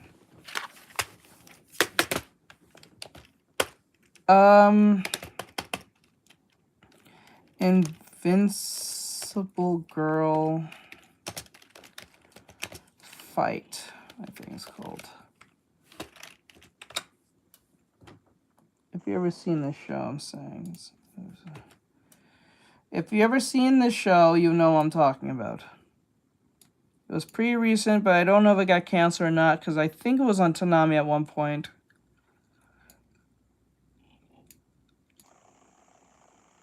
Let's see here. It was this dude. Him. These two are the same character. They're clones of Sokka. These two are the same clone of Sokka.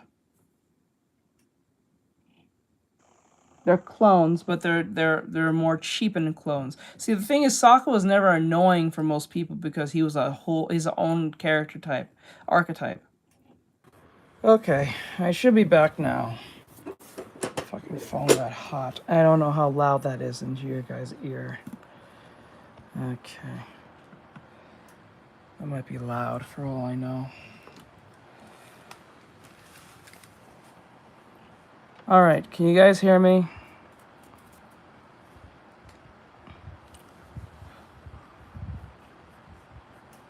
It's very fun to do, mischief.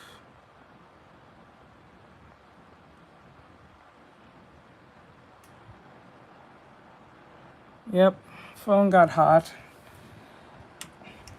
It looks like I will have to buy a new phone. Good.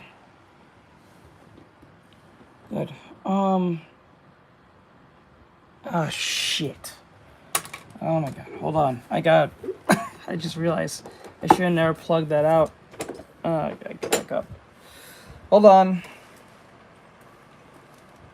Please let me know if it's too loud for you guys. I know the fan's right behind the phone, so it should be making some form of noise. If it is, I'll try to adjust it as best as I can, but it's the only way to keep the phone from getting hot. I gotta get a new phone.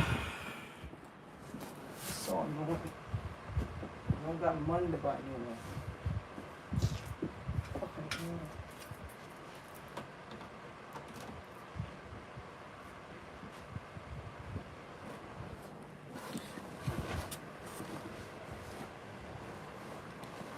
Yeah. Yep. Feet reveal. Anyway. Like that. Pull this in. You've tried the Pixel. It's okay. Okay. Okay. One is too loud.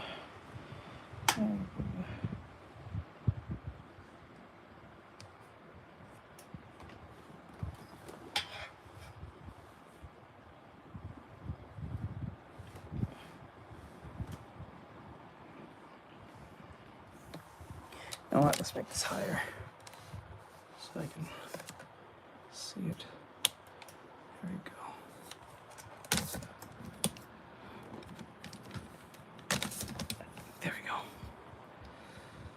Can you make a green? You gotta pay for that, bud. I don't do free requests.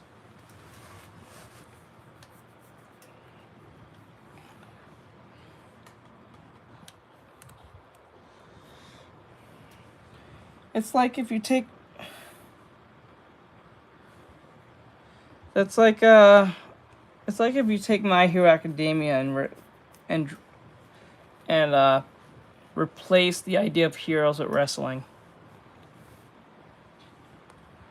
My friend gave me a green one.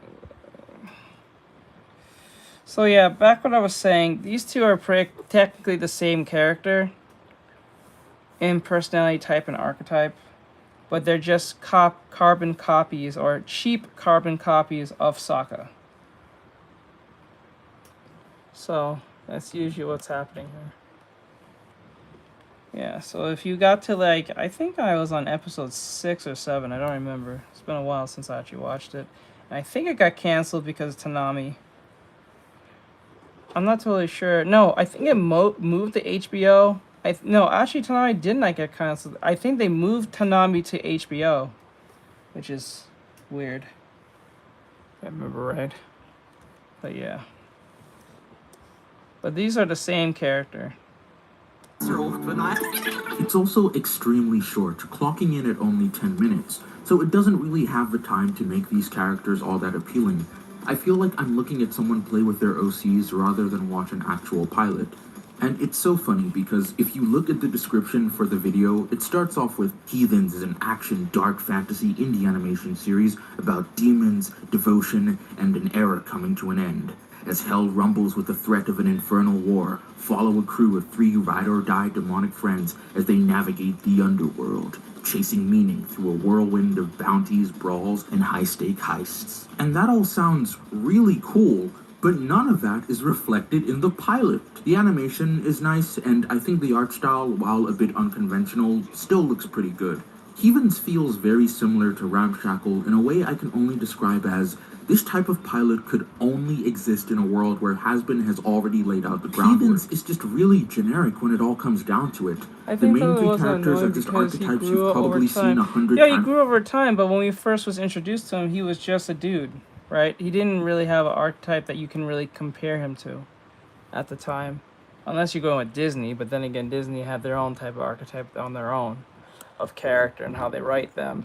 And now art style, what I think now we refer to most Western animation, or at least Western artwork, with the idea of the bean face thing, like Gumball and Star Saves the World or some shit, and then Steven Universe, all the bean face, if you get what I'm saying. It will grow with time, and a newer Sokka doesn't, yeah. Because, like, these Sokkas are just gonna, well, eventually have to learn their lesson in their own way, but, like, Times before. The magic system is not even explained, but allows the characters to do whatever the plot needs them to do. And the pilot is so dependent on you believing that they'll probably do something cool with this very, very, very vague and uninspired concept that if you don't buy into it, then the pilot sucks. You look back at pilots like Has-Been, Digital Circus, Knights of Guinevere, Lackadaisy, and you can sort of see how strong the series' identity is from these pilots alone, whereas Heathens is just, it's fandom bait. It is the most distilled version of fandom-oriented design ever. Aside from the animation, there isn't really anything about Heathens that you can't get anywhere else on the internet, and the pilot does not convince me that it has enough to justify itself for a full season. C tier. Out of all the animation trends on YouTube, this is my favorite. Despite all my criticisms of certain pilots, I still think it's really cool that online creatives are putting their own ideas out there and just making cool stuff. I do feel, though, we're definitely heading to a point where a lot of these pilots will keep popping up and maybe generate a bit of buzz, but will ultimately fail to meet Kickstarter or Patreon goals and just end up not working. Because, like, I feel like something like Heathens was designed to be super duper popular, but it just isn't. Like, it has its fans, but you would expect more people to be talking about it. But either way, indie pilots are here to stay, and the future seems To tame a hellhound, of course. Well, it's bright enough.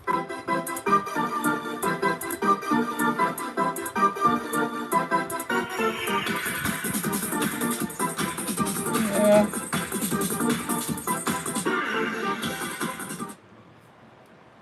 Okay, so that's done. What is this?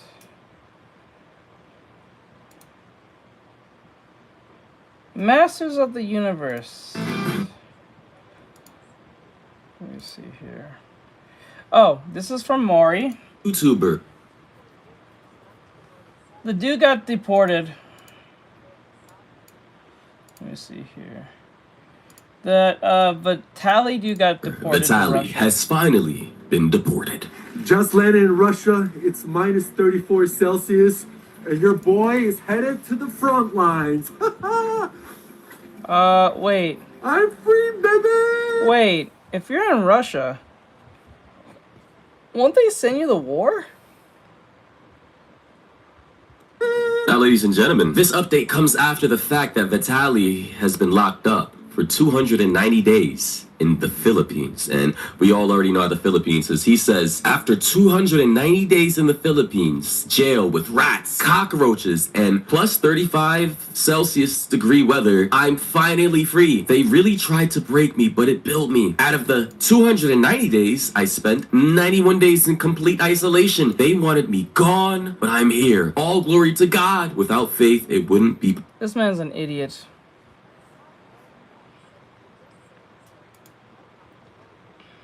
He did, but I don't know if he's actually talking about the war or he's just saying he's back home. I think, bro, he might be going to war. Possible. Thank you to everyone who had my back during these difficult times. I appreciate you. Your boy is back. Full documentary coming soon.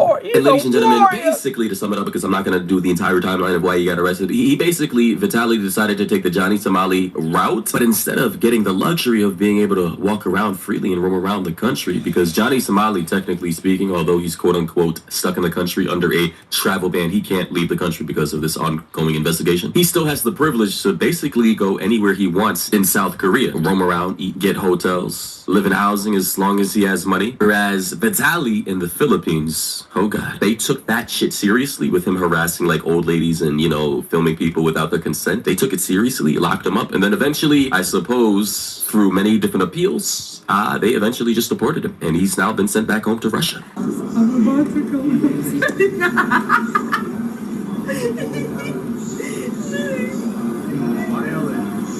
Suka, with this tells you everything under the sun, that no matter how much of a piece of shit you could be, there's always someone waiting for you to come home. Think about that to yourself. No matter how a piece of shit you think someone is, someone likes them. That tells you everything you need to know. Because, like, think about that to yourself. We know he's an idiot. And he pretty much didn't learn his lesson. It seems like he didn't. I'm not even gonna lie to you. Yeah. What do you call it? Russia's like record like 65 years snowfall. I mean, it looks like the day after tomorrow. Have you guys seen the snow out there in Russia? I mean, good God, look at this, bro. It literally looks like the Ice Age. It looks like an apocalypse of snow and ice happened. Genuinely speaking, when I saw this, and this is in Russia, I believe, this did not look real to me at all. But yeah, looks like our boy Vitaly Dorodvitsky has been deported to Russia. And here are some pics of him in the Philippines in this supposed jail. This does not look like a jail. I don't know what this looks like. Some kind of bunker, bro. I'm not gonna lie. Buddy, I would never want to be locked up. Rats, roaches. Hey, man, do not ever get arrested in, the Philippines or any other Asian country like this, or any other developing country, because you're probably just gonna be. It's gonna be looking like you're lost, like on the brink of survival in some type of 1950s concentration camp. This is what this looks like. Here we have another photo of the living conditions Vitaly was in for 290 days in the Philippines. Additionally, here were some photos, I believe, of him before he was deported. I mean, the soul, the spirit sucked out of his eyes. He just looked like, here was a before photo, right? Before he got arrested or locked up to serve time, and this was after. Huh, yeah, stay out of jail. Although, if you do get arrested, please make sure it's in a place like Sweden or England, Japan. They actually make their jail cells look like 5-star hotel rooms with room service. And just to show you guys how serious this issue is, actually, the president of the Philippines came out. His name is Bong Marcos, the president, right? He came out and even addressed the situation, saying, he said, this guy's crazy too. He's not even Filipino. Can I curse him out? Actually, whether it's a joke or not, which Filipino wouldn't have their blood boiling from what we've watched? You can expect that those who do such things won't be allowed to continue doing them. We should fight back against bullies. The government is with you to put such people in their place. And just as a recap to some of the things that Tally was doing before he was arrested. Excuse me, madam, I'm gonna rob you. If you like, again, This is crazy. motherfucker said that directly in her Well, why would you say that? I want to give you money. No, okay, because you got a COVID mask, you liberal fuck. Was he high? Was he on drugs? Or I'm a was he really liberal. just trying to cloud chase? I wonder. Okay, let's just put something very clear. The Asians been doing the whole mask thing way before the mask thing became a COVID thing. So for you to call him a liberal cuck, you're an asshole. Now, she probably was not even wearing it because of the COVID thing.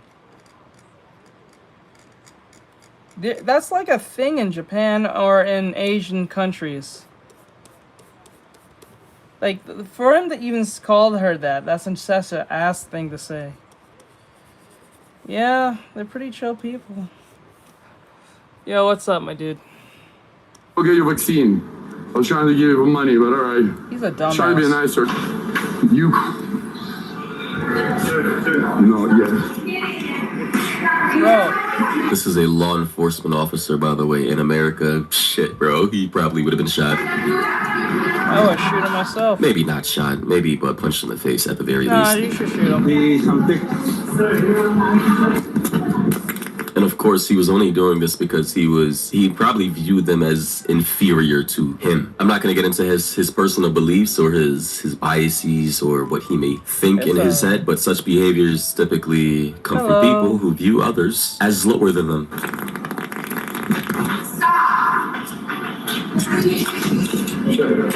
Shut up. Yep, that was a thing in like the early 2000s. Yes. No. What are you gonna do? Hello. Hello. Actually, I think most of them did it either if you were sick, or I think some of them did it because they didn't like the pollution. Hello. By the way, I'm just letting you guys know, although we have like the freedom of speech here in America, the First Amendment, right? I believe legally, especially in the South where I am, if someone literally invades your space and shoves a camera in your face, I think you legally have the right to punch them in the face. You have the right to peaceably assemble and the right to freedom of speech on public grounds, but you don't have the right to violate someone's face or space and harass them. That person can then defend themselves. So hey man, Vitaly, try that here in America to a person in the South or a law enforcement officer anywhere else. I bet you won't. Paparazzi, you are best in should go how paparazzi, paparazzi, you are. And he, bro, like, this is why he got arrested. He almost punched this guy. Why was any of this necessary? You know? And again, it got so bad that the president of the Philippines looks like a nice guy too, literally had to get involved. I mean, this was embarrassing for the country at the time.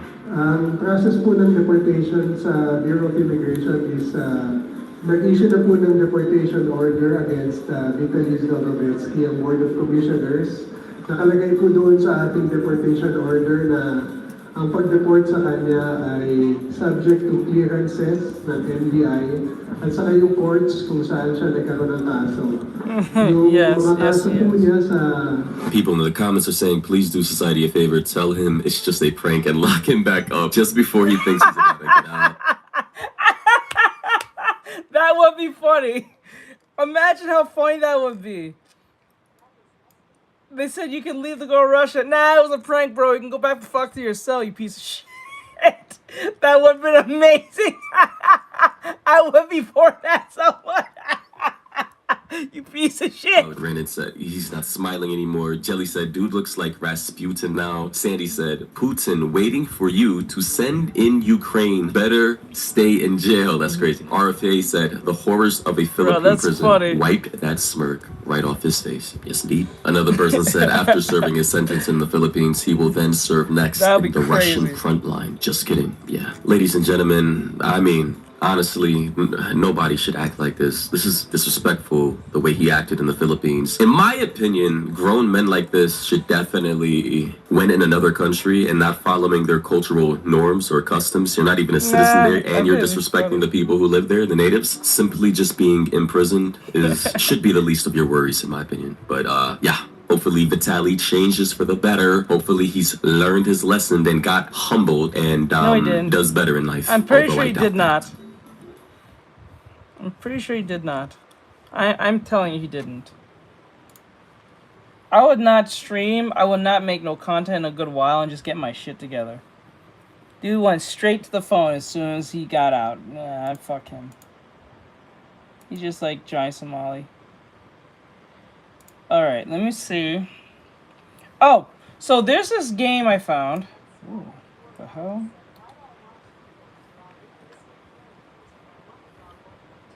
Let me see here. So, like, it says here, this dark RPG shooter will be huge in 2026. Let's see here. Hold on. Hold on. Hold on.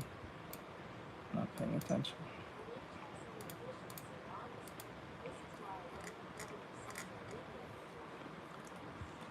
Yeah, you're better off not doing that. Okay, let me see here.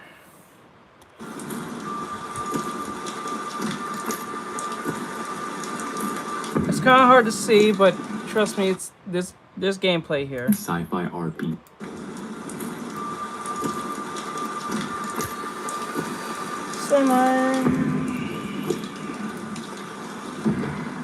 Cause she is. Over the past few weeks, a surprising amount of new information has quietly dropped for an upcoming indie game called Beta Decay, and the more you dig into these updates, the clearer it becomes that this isn't just another experimental indie project. This is a long-term, systems-driven sci-fi RPG that's being built with a level of scope most people simply aren't aware of yet. What's important here is that this isn't old information. Alright, see you, bro. New developer posts, expanded answers on their Q&A pages, Steam updates, and behind-the-scenes explanations of how the world actually functions, we now have a much clearer picture of what Beta Decay is aiming to be. And it's significantly more ambitious than what its low-profile marketing might suggest. Alright, bro, do your thing, Beta Decay is set in a collapsing sci-fi future where humanity has expanded beyond the Sol system, only to fracture under corporate control, political instability, and resource wars. That part isn't new. What is new is how the developers are framing the player's role inside this universe, not as a hero following a tightly scripted narrative, but as an active participant inside a living, hostile system that keeps moving whether you engage with it or not. Recent updates make it clear that the game's world is structured around interconnected megastructures, vertical cities, and industrial zones that are designed to feel oppressive, dense, and layered. According to the latest details, entire districts operate almost like ecosystems, with factions controlling resources, patrol routes shifting, and economic pressure shaping what activities are even possible in a given area. One of the biggest clarifications from recent developer answers is how player choice feeds directly into faction dynamics. This isn't a binary pick-a-side system. Factions compete with each other economically and territorially, and your actions can strengthen or destabilize them in subtle ways. Trading routes, sabotage, engineering support, information leaks. The game tracks influence in ways that go beyond mission completion, which means the consequences aren't always immediate, but they compound over time. Another major point that's been expanded recently is how Beta Decay handles roles and progression.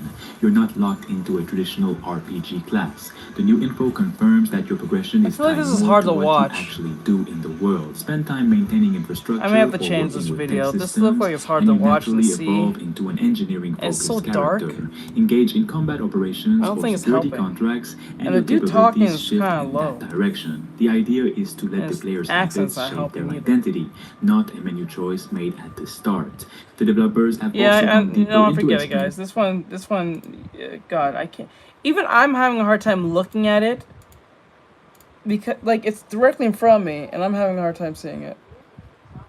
Yeah, and his accent is too thick. I faked 3D OBS in advance. Oh, no, I don't need this. No, DaVinci Resolve. What is this? House, Steam. Okay. Okay, this is it. Fallout C. Okay, so this is from Reaper. He's gonna talk about what happened in season 2 so far in the Fallout show, saying how horrible it is. Let's see what he has to say. Season 2 is cat shit. No way! No way! A show made by retards for retards, the Fallout TV series is a boring slog with slow pacing, horrendous action scenes with terrible choreography, stupid characters, bad dialogue, atrocious world building, and a complete bastardization of the source material. The Fallout show fails at being both an adaptation of the video game series and as a standalone TV show because the writing is god fucking awful and the writers are not remotely interested in trying to be faithful to the games. Apparently it's not faithful at all to the tell games. Their own stories at It's the only expense faithful of the based on characters and lore customs. that has already been established for decades because they're lazy as fuck and they know that there will be an army of pathetic simps that will gladly get on their knees and swallow whatever shit that they shove down their throats. Season 2 continues to absolutely destroy the Fallout universe. First, by contradicting previously established events, including the motivations behind them, and then completely dismantling well-written and fully fleshed out characters like Mr. House, recognition, utterly ruining him behind them, and then completely dismantling well-written and fully fleshed out characters like Mr. House beyond all recognition, utterly ruining him until he's nothing but a cheap caricature of what used to be a highly intelligent and well thought out character. The show also massively relies on over-the-top gore to sell an action scene, since if you actually pay attention, you'll notice that the choreography is complete dog shit. They hope that you'll be too distracted by exploding heads to notice why 10 people who are standing right next to the ghoul are doing nothing but waiting to be killed. And even if they do fight back, somehow they are unable to hit a person who's only 5 feet away. Well, that's just silly. Silly, yes. Idiotic, yes. Now, for those people who lie and say that the first season was good, let me give you a quick recap of just how retarded season 1 was. We had a slow-moving scientist and his dog somehow avoid every shot of a machine gun. I'm sorry. I saw this, and this was ridiculous. Anyone who defends this is insane. Come on, you guys, I didn't even, like, watch the show like that, and I saw this scene. This was fucking ridiculous. Like, this was stupid. This scene alone on its own, I don't give a shit if you're a fan of the show or the game. This is fucking dumb. This dude was not even running that fast. He was running as elderly as he can against a highly powered machine gun. No more than a few feet away. This shit's wild. Torrent that was right next to them.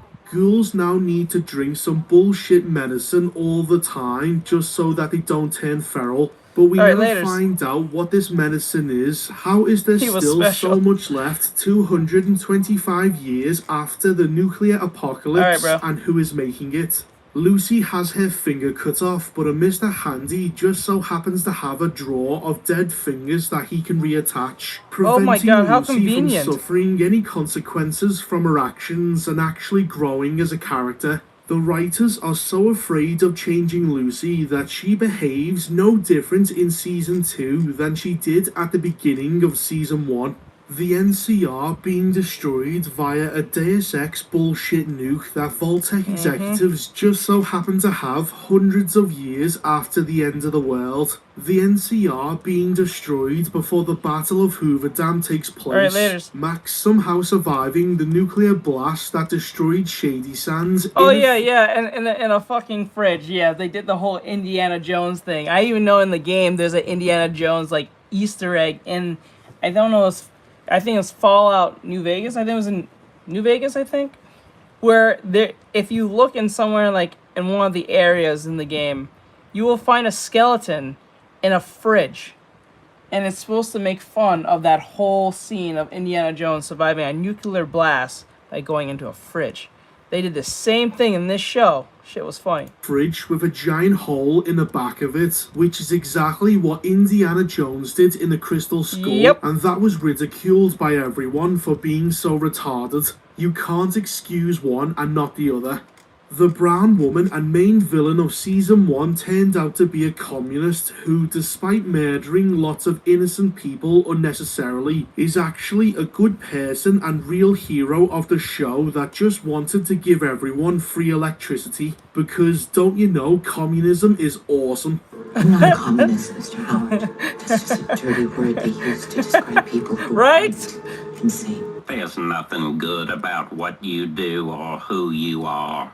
Brown commie woman's entire retarded plan, which was to force Hank to tell her the code for the cold fusion generator. She kidnaps Hank but leaves Lucy, the sole person he cares about and only piece of leverage that she could have held over him behind in Vault 33, even though she was already her hostage. Before then realizing what a stupid mistake she made, and spends the rest of the season trying to get Lucy to travel to her base, since brown commie woman is a fucking moron. Max is found out to be a traitor to the Brotherhood of Steel, and yet not only is he spared execution because a tranny said to let him go, but he actually gets rewarded for treachery by being promoted immediately afterwards. All because some random woman who pretends to be a man said so.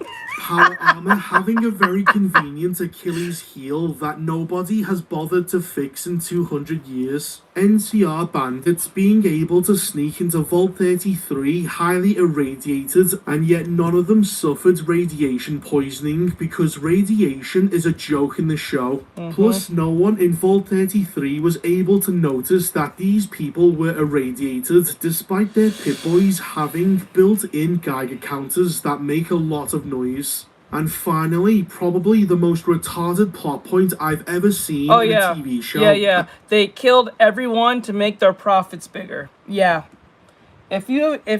Bro, that is the most, I don't say it's a lot, that's the most retarded thing I've ever heard. So the people in the show destroyed the whole world to make their profits bigger. How the fuck does that make sense if everyone's dead? You can't make money if everyone's dead. More than half of the population is long gone. How is that going to make you more money? So fucking stupid is beyond anything. I don't give a shit if you like this show or not. That is fucking retarded. I'm dead serious right now. I don't care if you love the show. I don't give a shit you like the games. And this is not even close to the games. I already know that. So I'm not even talking to you. I'm talking to people who like this show. That is dumb. And it's that the USA started World War III. Just to let you guys know, the meaning of Fallout was war never changes. That was literally what that was about, not capitalism. Whoever tells you that is a fucking liar. Because a bunch of rich people wanted to get richer by destroying the world, rendering all their money completely worthless. What you just said is one of the most insanely idiotic things I have ever heard. Everyone in this room is now dumber for having listened to it. Fallout is a comedy of errors, and the sad truth is that, unfortunately, to be considered a successful adaptation, they said this game is not like interesting stories with solid writing and intelligent characters which respects the source material. No, all you need to do is feed low-hanging fan service to an audience of pathetic simps that don't want a good story. They just want the show to vaguely resemble Fallout on a purely surface level interpretation. They just want recognizable music, even if it is thrown in randomly and doesn't fit the scene. Pointless game references so that they can turn around and say to each other, Yeah, I remember that. And over-the-top gore to distract them from just how terrible the action scenes truly are. So technically the Fallout show is doing what the movie version of Borderlands did. They just put a lot of violence in there and just hope that you kind of ignore the nonsense. Especially when they made the main character in Borderlands very old, when she was actually in her 20s. That bitch was in her 60s. That shit was crazy. These simps have no concern for quality, and as such, there is no reason for the showrunners to do anything beyond the bare minimum. Fallout is a lazy, member-berry show with dog shit writing because the audience don't want anything better, and that may just be the worst thing about this show. The clapping seals that support this shit no matter what, otherwise known as modern Fallout fans. What's even sadder is that there are dedicated Fallout channels on YouTube who are fully well aware that this show spits in the face of the source material, and yet because it's popular, they are more than willing to take their 30 pieces of silver and betray everything they have spent years with. Exactly what Judas Iscariot did to Jesus, all because they want to be a part of a trend which will no doubt damage the franchise in the long run. But hey, at least they got to be a part of the big club for a little while, and all it cost them was their self-respect. I don't think a lot of people know this, but there's a anime adaptation of that Katagiri show. If you guys don't know what I'm talking about, I'm probably saying the name wrong. It's the one with the girl who likes to gamble. Nope, that actually bombed. That movie bombed. It did not make its money. Actually, quite frankly, let me go check for you. Did Borderlands the movie flop? Yes, Borderlands movies was a major flop, considered a critical and commercial disaster due to its poor reception. Near 0% on Rotten Tomatoes initially. Low box office returns gross around $30 million on a $150 million budget, and failure to capture. Kakaguri, it was that.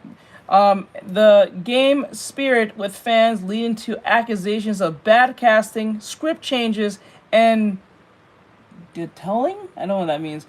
Oh, distilling. That's a weird way of spelling. The franchise. R-rated identity for a PG-13 rating. Yes, that's what happens when you put modern writers who don't know the source material, did not read the source material, or did not bother to use the source material, and it fucked off. Just like how it happened to The Witcher. They ignored the source material. They said they hated the source material. Henry Cavill was a big fan of the source material. He said he ain't fucking with this because this is not going to end well. He saw it far away, so he left. Now, that's a big huss of its own. Actually, they had a spin-off of their own, what do you call it? They had their own spin-off of The Witcher.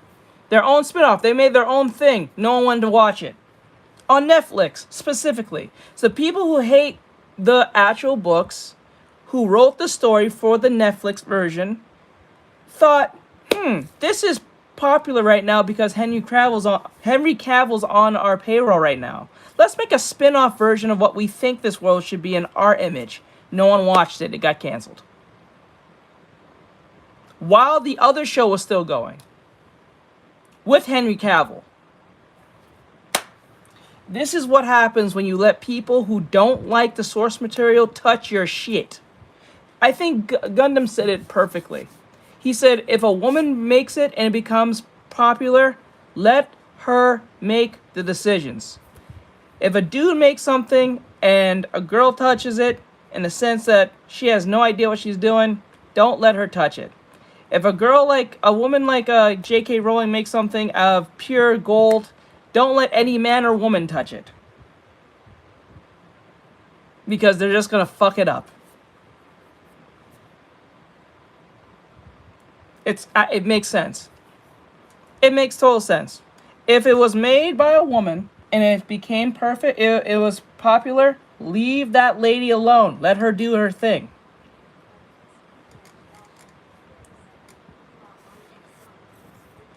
I can, but you have to pay for that. I don't do free requests. Yeah, you can't possibly go any lower. Lastly, before I go into the plot, I wanted to point out that the writers clearly have no idea. Oh yeah, I forgot. That Kurogiri, I forgot what it's called though, what Bryce said, that gambling anime with the chick who gets off at like literally gambling. They made an anime adaptation on Netflix. I don't even think most of you know that are aware of this. Yeah, that's a commission, huh?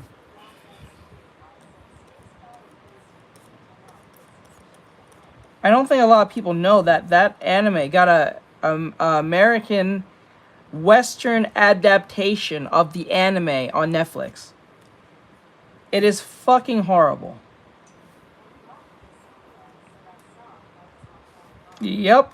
Brian knew what was up when he saw it. He's like, fuck this. This is not the anime. Core theme of Fallout is... This is a CW version of the anime. And that tells you everything you need to know. About... Remember. Riverdale was written in the West. Riverdale was adapted in the West. Everyone hates Riverdale now. Fans of the old Riverdale of the Archie series hates the show. People who was watching the show and enjoyed it from season 1 and 2, season 3, 4, and whatever else that came after, they fucking hate it. The ending was horrible. The characters were stupid. It was fine within season 1 and 2. It was like a mystery thing. And then it went off the rails having, what was her name? Cheryl? Cheryl go on this insane, my ancestors type, they're a witch, woke shit she went off. It was insane. And then they went off this whole Sabrina the Teenage Witch thing, which I know, Sabrina's in the same universe, I get it. But they did not need to go down that road at all. And once they did, that fucked up everything. And I mean, it fucked everything. Such have turned the series into a cringe gay pro-communist propaganda piece designed solely to critique capitalism, which was never what Fallout was about. Nope. Ironically, this gay anti-capitalist slant is being written by millionaires who are complaining about billionaires and is entirely a recent invention, as Fallout is not about evil white man capitalism is bad, but rather the human condition. That it is in humanity's nature to fight one another even after the world ends in nuclear Armageddon. The survivors will emerge from their vaults and having learned absolutely nothing about the nature of war, they will immediately start killing each other because it is in our nature to wage war even at the very end of the world. How could they not get something so obvious as it's the opening fucking dialogue in every Fallout game? Let's go, Brian! Let's go, Brian! Let's go! Let's go! You get a beer from me on that one. He said Pokemon. Let's go. War never changes. Bro, I can buy you a beer. I will get you one, my bro. Holy shit. War never changes. War never changes. Anyway, here's the plot. It starts with the real Mr. House sitting in a bar watching people complain about the fake Mr. House on TV. Now, it's unclear if the man on the TV is a controlled doppelganger or Anthony House, Mr. House's half-brother pretending to be him. Who knows, since it doesn't matter, as the writers are quickly trying to establish Mr. House as a cartoonishly evil villain. So Mr. Like Andrew Ryan, but not good. Like Andrew Ryan, but not good. House goes on to insult some white dudes, which ends up with them in an alleyway, where Mr. House tells one of them to punch him. Hit me in the mouth. I think I'd enjoy it. Why? He then offers $31 million to anyone who will let them attach this brain-controlling device to the back of their skulls. And of course, none of them agree to do so, because why the fuck would they? But fortunately for House, the main guy turns his head away long enough for him to implant the device on the back of his skull, which now controls him. He then tells the bald guy to kill his friends, but afterwards he starts to lose control, and in an attempt to strengthen the signal, he causes the man's head to explode. What? Now, for any of this to make any sense and to not be a total retcon of New Vegas, this man cannot be Mr. House, because this is not how Mr. House thinks, acts, or behaves. He's certainly not a sadistic murderer that kills people in a dirty alleyway in order to test out his mind control device, because he would never create such a thing in the first place, as Mr. House despises slavery, viewing it as a backwards, barbaric practice that is antithetical to the progress of humanity. And what are brainwashed minions if not slaves? Slavery, the future of mankind. What have you done? See the difference? Fast forward to the present in Novak, and the ghoul is... It's funny how the people who hate slavery so much didn't bother to look into the source material at all on the fact that they hate slavery as they claim, but write a character who wants to put mind control things on their heads. It was a low-key attack against someone that we know named Elon Musk, because he said he wanted to put chips in our head or some shit. Is that what this is about? Because if they took the 2 seconds and went through that actual lore, they would have probably put that in there in the show and not written this character the way they did. But because they're lazy and stupid and talentless, and they don't want to do it because they're just fucking lazy. Or they're just talented hacks all at once. It is what it is. So. Being hung by the great Khans who put a bounty on him. This is all part of a ploy by Lucy and the ghoul, who agreed to hand him over for the reward money while Lucy waits in a nearby dinosaur with a gun to free him afterwards. And despite Lucy having been betrayed, tortured, starved, lied to, and having witnessed many people dying, she still behaves the same exact way she did at the beginning of season 1. That's kind of weird, not even gonna lie. Excuse me. So sorry. Okie dokie. She has not remotely grown and become disillusioned with the world because the writers are cowards and are too afraid to change Lucy in any way. She remains incredibly naive and retarded, so she tries asking the Great Khans to let the ghoul go and to also let them keep the bounty money as well, basically robbing them blind. That's retarded.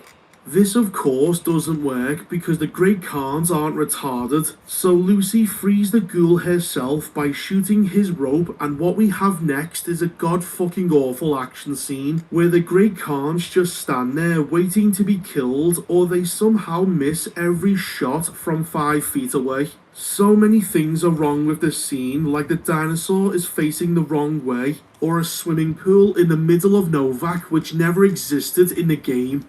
Not just that, but as the scene plays out, the music from Fallout New Vegas, Big Iron on his hip plays. Hello.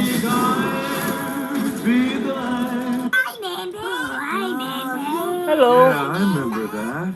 This music does not suit this scene at all and is nothing but cheap, lazy nostalgia bait thrown into the show for no other reason than for the shills to blow their loads and to pretend that this shit scene is the best thing ever made. You're fucking useless. The lot of you. For fuck's sake, he doesn't even have a big iron on his hip, which you would think that the showrunners would have been able to get right since it's the name of the fucking song. But no, all he has is a tiny one on his ankle. This is the problem when you try to nostalgia bait an audience while simultaneously raping the lore and bastardizing the source material. All these songs and references they put in pisses the audience off because we all know it's just a lazy attempt at pandering to people who aren't even paying attention since they're not. You notice that too? I noticed something with Hollywood. They've been hiring a lot of women to have like lemur-like looks or like very spaced eyes or very big eyes. What's her name? Rachel Zegler, the chick who played Ariel. Who's the other one? There was another one. Oh, the chick who played Wendy in the Netflix version of Peter Pan. They all have spaced eyes, and I don't know what's going on with that. I don't know why Netflix, Disney, Warner Brothers, Paramount, all of them keep hiring these women who have very weird looking spaced eyes, or like spaced between the eyes and big eyes too. Strange. I don't know what's going on with that. Very, very odd. Nothing but clapping seals who will cheer for anything. Don't question everything retarded about this scene. Just eat up the nostalgia slop, you pathetic. Oh, and the chick from Split. I forgot her name, but she was in Split. The main character in that one.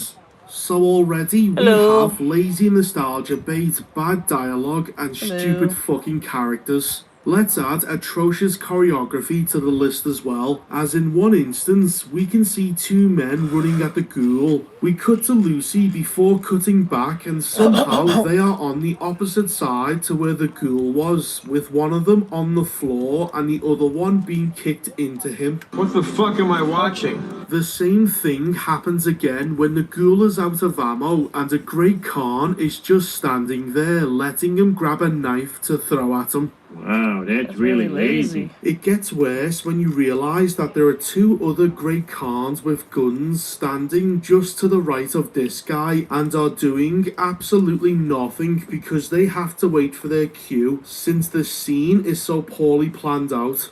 It's the reason why we keep cutting away to Lucy and the dog in order to hide the faults and to try and speed things up just because of how fucking awful the whole scene is. So after a terrible, and I mean terrible action scene, the ghoul uses radiation from what looks like a broken fusion core to heal his wounds. Now, to give credit where it's due, that's actually consistent with the lore since radiation makes ghouls heal faster. However, the downside is that it also turns them feral if exposed to too much of it. Not to worry though, as the ghoul has a stupid fucking inhaler full of bullshit medicine that he keeps magically finding all over the place, because the one thing that can survive a nuclear blast is a thin glass vial full of chemicals. Anyway, they head to New Vegas, which is largely intact since Mr. House shot down most of the nukes that were heading this way. Now, some of you may have noticed a glaring plot hole, and it's that Mr. House or his doppelganger were told ahead of time that stupid rich people were going to blow up the world. So if House had such advance warning of when World War III would happen, then how did he fail to destroy all the nukes heading towards Vegas? Or more accurately, why did he order the platinum chip, which was the key to Vegas's whole defense system, to be delivered to him 20 hours too late? That's where the chip was printed, on October 22nd, 2077. It was to have been hand-delivered to me here at the Lucky 38 the next day. But the bombs fell first. Suffice it to say, the delivery was never made. Liar! It doesn't make any sense. Not just that, but he already has control over Vegas and runs a fucking casino which already makes him a huge amount of money. So why the fuck did he agree to this, as he can't get richer after the world ends because all his American dollars no longer has any value, which is why everyone is now trading using caps as alternative currency. What's hilarious is that there are people online still trying to defend this shit by feeding themselves grade A cope and pretending that this all makes sense when it sure as shit doesn't. Anyway, they walk some more, still trying to find Lucy's dad Hank, until they come across Vault 24, where they discover a bunch of dead bodies with Mr. House's Neuralink on the back of their heads. Turns out that the Vault is one big mind control experiment where people were brainwashed into becoming communists, and Hank wants to use these devices for himself. We then cut back to the ghoul's past to when he was just a man called Cooper, right after finishing spying on his wife at the top secret Illuminati meeting, which has no security measures in place whatsoever. And after he learns that his wife is also a part of the retarded let's blow up the earth for money ploy, he moves into the neighborhood from Fallout 4 despite that being set in Boston while he is still on the West Coast. This entire scene is nothing but a shit Fallout 4 reference so that nostalgia pigs can turn to each other and say, "Hi, Mandy! Hi, Mandy!" Yeah, I remember that. Because that's all this show is, a stupid fucking story propped up by shit member berries from the worst Fallout game. Sorry. Yeah, you said money is Joseph Catholic. Are you serious? That's crazy. The second worst one. Cooper goes to meet the annoying brown commie woman to ask her what to do next because the white men in this show aren't allowed any agency and must always be subordinate to the women around them. A lot of that going around. Yeah, it's an epidemic. Yeah. She tells him that House is building a missile defense system because somehow she knows everything, and he will be the one to launch the first nuke and will have caused World War III to happen. She then tells him that his wife is going to meet Mr. House because again she knows everything and that he needs to go along with her in order to assassinate him before he can do this. We then cut to the B-plot of the episode which revolves around the awful Vault 33 storyline. Their water chip isn't working because the show has stolen the plot from Fallout 1 since the writers haven't got one original thought inside their heads. We then see the black female overseer of Vault 33 mocking a white man for being useless. Talk about any kind of feelings you may be feeling. What kind of feelings am I feeling? Shame? I am shocked. Shocked! Well, Not not that that shocked. It's not just her who is a cunt as the embarrassing blonde girl boss from Season 1 who got a fork in the eye and used a machine gun despite being 9 months pregnant is the new overseer of Vault 32. How? How?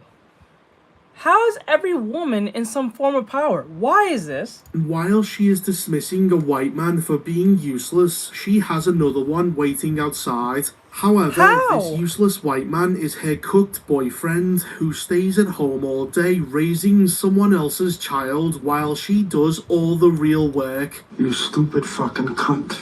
You know, I'm starting to notice a pattern here with how every character that has certain physical traits is being written to be absolutely pathetic. Almost like the writers have got an agenda that they're trying to push.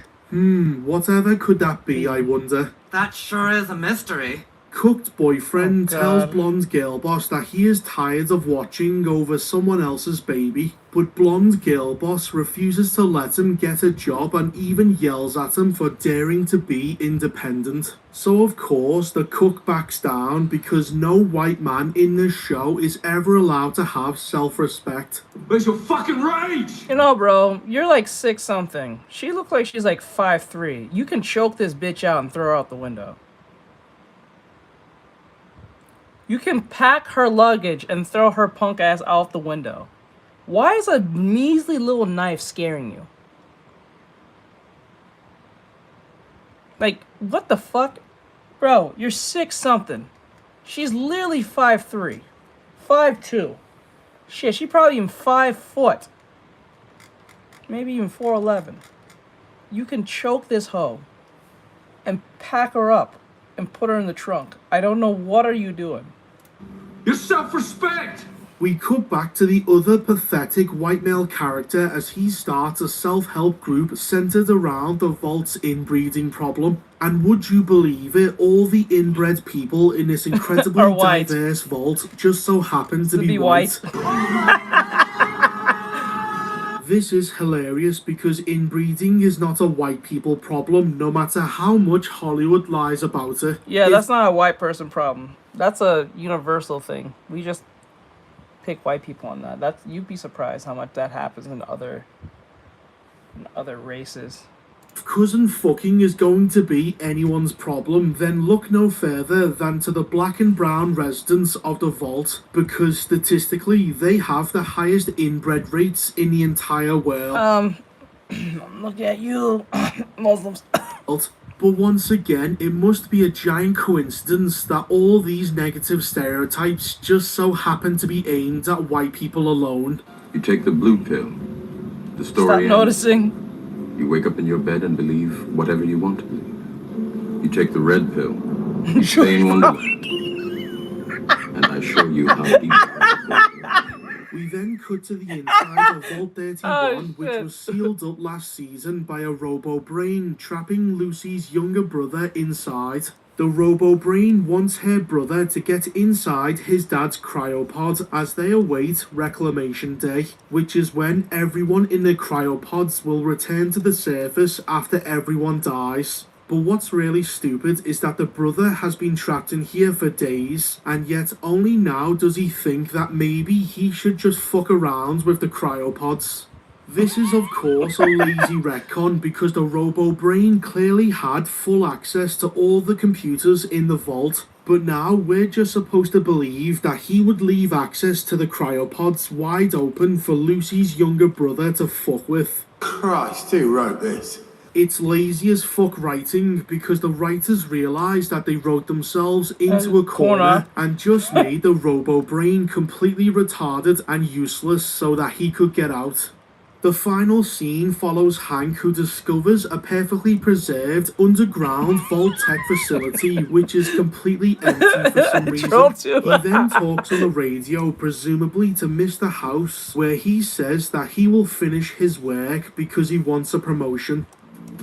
What fucking promotion? The world has ended, you dumb fuck. There is no Vault-Tec anymore. Just retarded Vault-Tec managers who froze themselves in Vault 31. Nothing these characters say or do makes any sense, and that's because the writing is cat shit. Now, because of how anti-white and anti-male the show is, I think I can predict the rest of the season. Hank will try to replicate Mr. House's mind control device and will succeed, eventually using it on some frozen Vault-Tec employees he wakes up. He does this to try and prove to Mr. House, or whoever the fuck he's talking to, that he's good enough to work for him. But of course, being a white man, he is not going to be allowed to succeed and will end up being humiliated for the simple crime of being a white man. Mr. House will probably mock him by saying that he moved on from that device 200 years ago in favour of a much better one. This twist will cause Hank to freak out like a child, and just like in the Kingsman movie, because nothing this show does is remotely original, he will overload the devices, causing every Vault-Tec employee's heads to explode, including Hank's as well. He will do this to himself, or much more likely, the plot will make Lucy do this with Hank's blessing, since the writers also hate fatherhood as well, since it's the patriarchy. And what better way to smash the patriarchy than having Lucy kill her father, who loves her more than anything? The poetry of it all. There will also be a stupid and vacuous speech about diversity being a good thing, despite everything we see in the show that clearly contradicts that. But silly things like logic will not stop the writers from waterboarding the audience with this, even if it doesn't make any sense. It's so obvious that this is what the main message of the season will be, or something equally retarded. And that's the end of episode 1. Well, I'm out, guys. If this is what's cool now, I think I'm done. I no longer have any connection to this world. I'm gonna go home and kill myself.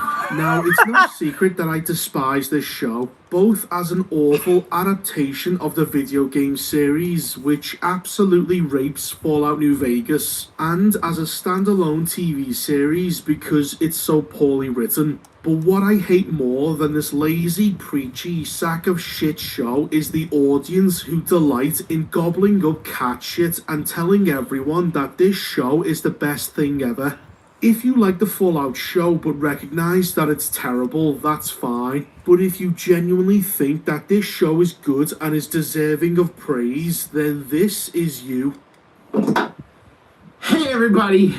Take a good look at yourself and realize what you are, you disgusting pig. You enjoy eating slop like a filthy animal and don't deserve any respect. If you get the opportunity, you should kill yourself. If you love this show, then I don't want you as a fan. Unsubscribe and fuck off. It's a piece of shit. Oh my god, this man. Oh my god.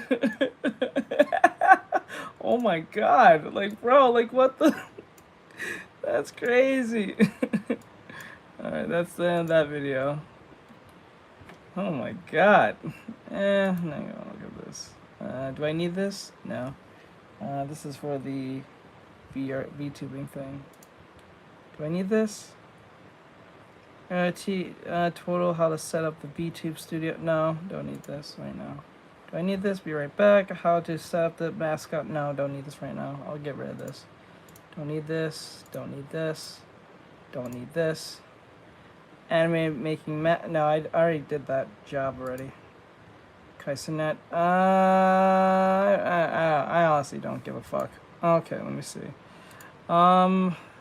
Visual design and critiques. Well, is that 6 hours? Fuck no. Let me see. Make your own Steam alerts. I can do that later. I'm not doing that. How did Discord? Okay, that's okay.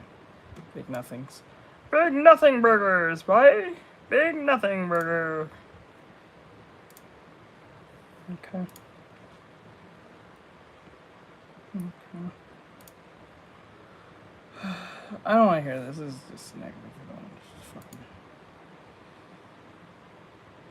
Hearing negative things too long will do something to your psyche. They just make you ultimately negative and just cynical.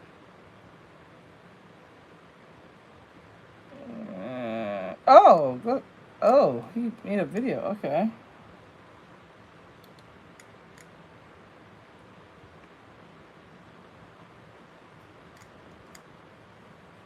Okay.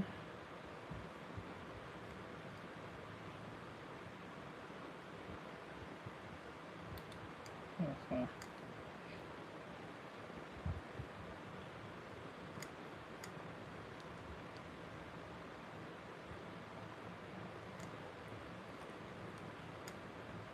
Okay. Oh man, it's 7 something. I don't think Mikey's here. I'm assuming there will probably be...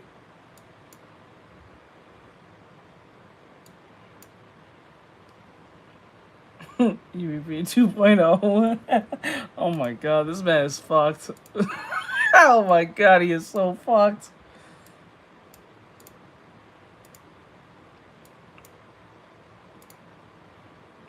Oh my god. Can you ever be any more fucked?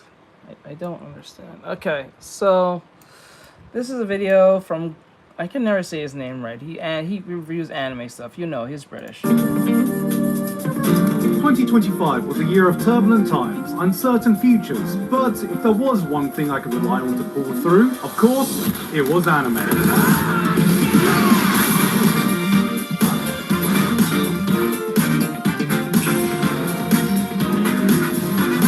If there was any doubt over anime's position in the world, 2025 has undoubtedly proven it is not just popular, but there are titles that can achieve full-blown mainstream success. Demon Slayer became not only the highest-grossing anime movie of all time, but broke into the top 10 grossing... Bro, imagine throw away some good anime to watch stupid, like, I don't know, what do you call it?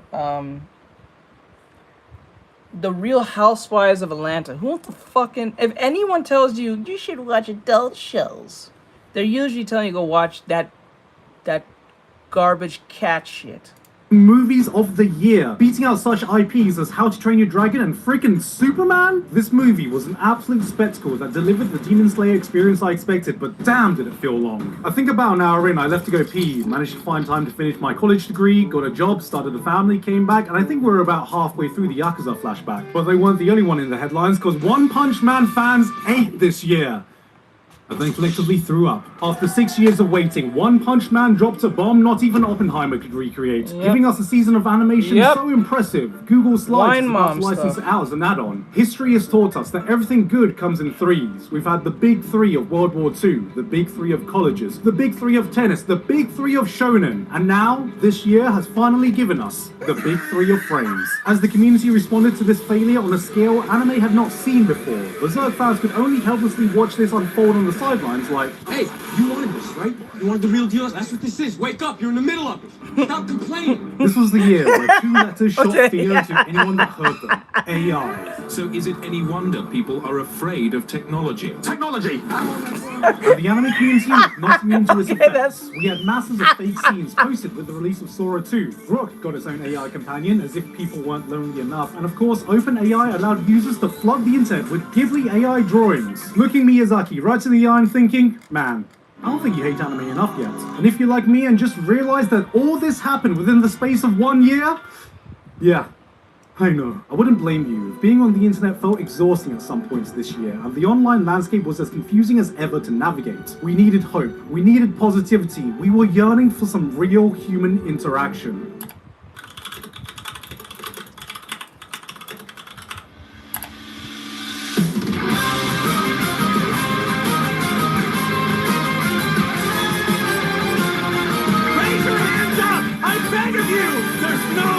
Your sister. Don't be afraid. He's a very good man. Offer up your energy.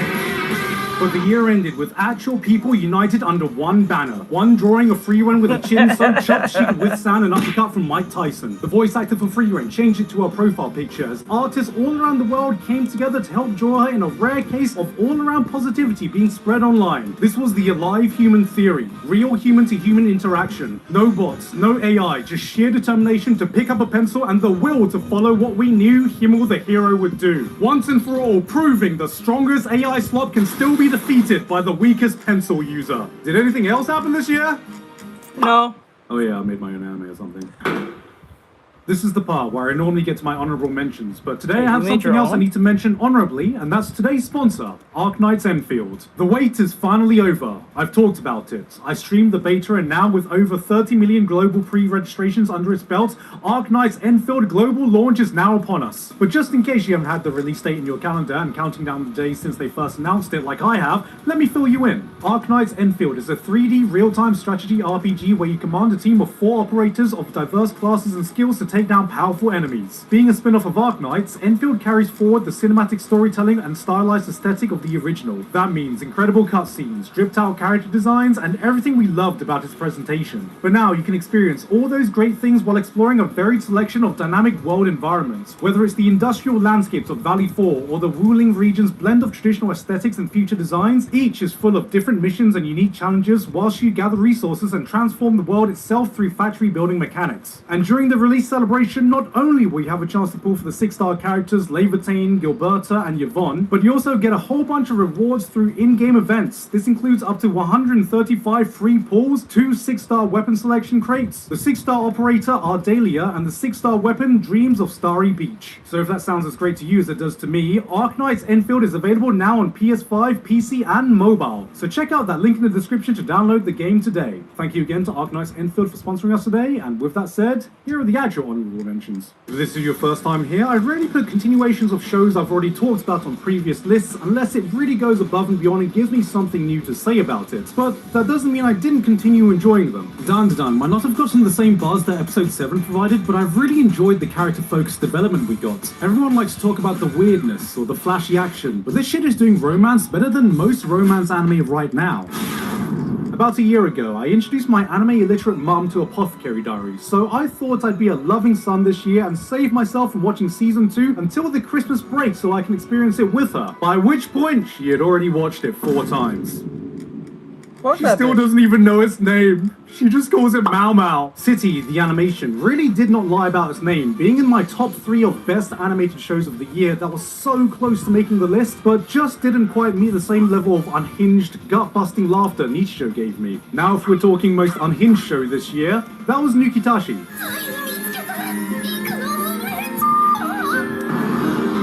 I would love to talk about this one more, but the amount of this! Oh my god! This is, bro. Bro. This anime, this is hentai on crack, yo. Like, this is just straight hentai, just straight out of the gate. Like, this makes every ecchi, like, oh my god. Holy shit. Bro, this show is no joke. Oh my god, when I ran to that one clip, everyone just started fucking. I was like, what's happening? Like, what the fuck is happening? Everyone started fucking. I was like, what the hell? And this is not considered hentai. What the this if you run into this on Twitter, holy hell, this shit is crazy. It's like literal battling in sex. It's sex battling. I'm not kidding. I'm not even being. This makes Kill la Kill look tame. Like, straight up. like think of any ecchi you watch. This is where you need to be. To get away showing here would equal that of an episode of One Punch Man 3. Solo leveling. Now I know you're going to ask me about this, so let me just set the record straight. And the anime award goes to... What was that? Sung Jin Woo from Solo Leveling. I like Solo Leveling. Solo Leveling is a series that knows exactly what it is. It does one thing, but does that one thing so exceedingly well, you do not care about anything else. And this season delivered some of the best power fantasy or farming action spectacle you can find, and I ate it up. But that doesn't also mean I think it's the best anime, or has the best main character. To me, this is not a 3-star Michelin dish, it is a McDonald's chicken nugget, but the best fucking nugget you've tasted in your life. And who wants to live in a world without nugs? Nice. Last year, I did a cop-out by putting a movie at the top of the list. Thankfully, this year was so stacked with choices, I didn't need to do that again. But if I like, think to yourself in your head, this idiot just, oh, I didn't call him an idiot, but like, this dude literally just said, yeah, like, think this to yourself. Bro just said, it's the best chicken nugget you can ever have, and that's all that matters. Then what does it mean for the person who made the 5-star meal? What's... That just shits on the whole purpose of the 5-star meal. It's like you put 10 years into, like, doing artistry. You know how light works, you know how reflection works, you know how realism looks like, you know the anatomy from the back of your head. You go into like a tournament, like a art tournament, and what won was a stick figure. Because the judge says, we just need simple in our lives, we don't really need complicated. Then why the fuck did you even act? Ooh. Only vibes. Only vibes! Two titles would definitely be making the list. Chainsaw Man lived up to the absolute cinema meter it originally started. This wasn't just another shonen movie adaptation. It was a perfectly crafted cinematic experience. And I think it says a lot that for how much jaw-dropping, mind-blowing action sequences this movie delivered on, the quieter, serene pool scene is the one my mind always comes back to. But standing toe-to-toe with that, in my eyes, is 100 Meters. If Chainsaw Man was that critically acclaimed blockbuster, 100 Meters would be that Oscar-nominated indie movie with moments equally as breathtaking and cinematic. Cinema. I want to see this. This is a film about running. About people whose lives are about running. You see people who destroy their lives over obsessions, over chasing records, chasing achievements, sacrificing everything, only to wonder what the point of it all was to begin with. You see people unable to fully commit to themselves in fear of finding out they're not as good as they think they are. Crafting a prison of their own anxieties they're unable to break out of. You see people so desperately searching for meaning in what they do, unsure if they live to run or run to live. People who've always been second best yet still have not given up on believing in themselves, breaking the reality life has crafted for them, and then halfway through the movie you take a step back and think, wait We're still talking about running, right? This movie doesn't just speak to the soul. It goddamn drags it out, shakes it by the scruff of its neck, and shouts full volume at it. Somebody, somewhere is going to find this movie at the right time of their lives, and there's going to be a line uttered by a character in here that shoots so deeply to their core, they're going to switch their life into manual mode after having lived it on auto. I gotta watch this. The animation's insane. Hey. Let's go! Jammer! Let's go! Do you ever feel like if you watch enough... Bro, just roasted with the dance! Let's go! I swear to God, if you guys don't put Gacha Kuda in Fortnite, I'll be pissed. I will... Bro, I'm telling you right now. If they put the crew from Gacha Kuda in Fortnite, I'm buying them all. I am buying them all. Straight up. And I don't buy fucking anything. Yes, that was the best opening. Bruh, I'm telling you, if they somehow manage to get Gacha Kuda in Fortnite, I am buying all characters. Straight up. Yep, I want to dance. I want to kill somebody and do the dance on him. Hey, I want to kill someone and just dance around the course. That should be funny. Gacha spits on that, taking pre-established conventions and says, nah, I'm gonna do my own thing. This is set in the world of trash, taste. But unlike the latter, there is absolutely nothing garbage flavor about presenting one of the most insane worlds Shonen has to offer. Have a look at these characters. Now, unless you've already seen them, you might not be able to tell that these are 5 characters from 5 completely different shows. They're the same picture. Now take one character from Gachiakta. Not only will you never be able to mistake the show they're from, but their style, their attitude, how they carry themselves. Everything about them screams expression that you know exactly what type of personality they have. Now multiply that by all the minor characters you'll ever see. Gachiakta has a design philosophy that permeates every single aspect of the show, creating a visual language with a vibe that is absolutely unmatched. Neon lights flood the back alleys. The streets are crude and gritty, with a stench that almost permeates through the screen. Graffiti plasters every wall you walk past. The world doesn't just feel lived in. Every little detail exudes a sense of character that communicates a story to you without having to utter a single word. The author teamed up with a real graffiti artist to help craft the art behind it, which just adds that layer of authenticity to its visual identity. And also, just look at her. She is a character in her own world. Then you have the power system. It's trash, parentheses affectionate. Having a system where objects treated with love and care are imbued with powers is not only original, but serves as another vehicle for characters to express themselves. It's the only show where you'll see characters use scissors, umbrellas, gloves, hair combs, and glasses as weapons, but then you start to wonder, why is that object this character's vital instrument? What does that say about their personality, their backstory? Which objects do I have that define me? It's ideas like this that feed your imagination to the possibilities it opens up, and that's what I felt watching Gachiakta in its entirety. It might not be the most polished shonen of our generation, or have a story that pushes it to new boundaries, yet I constantly found myself hitting that next episode just so I could spend a bit more time in the insane world it created.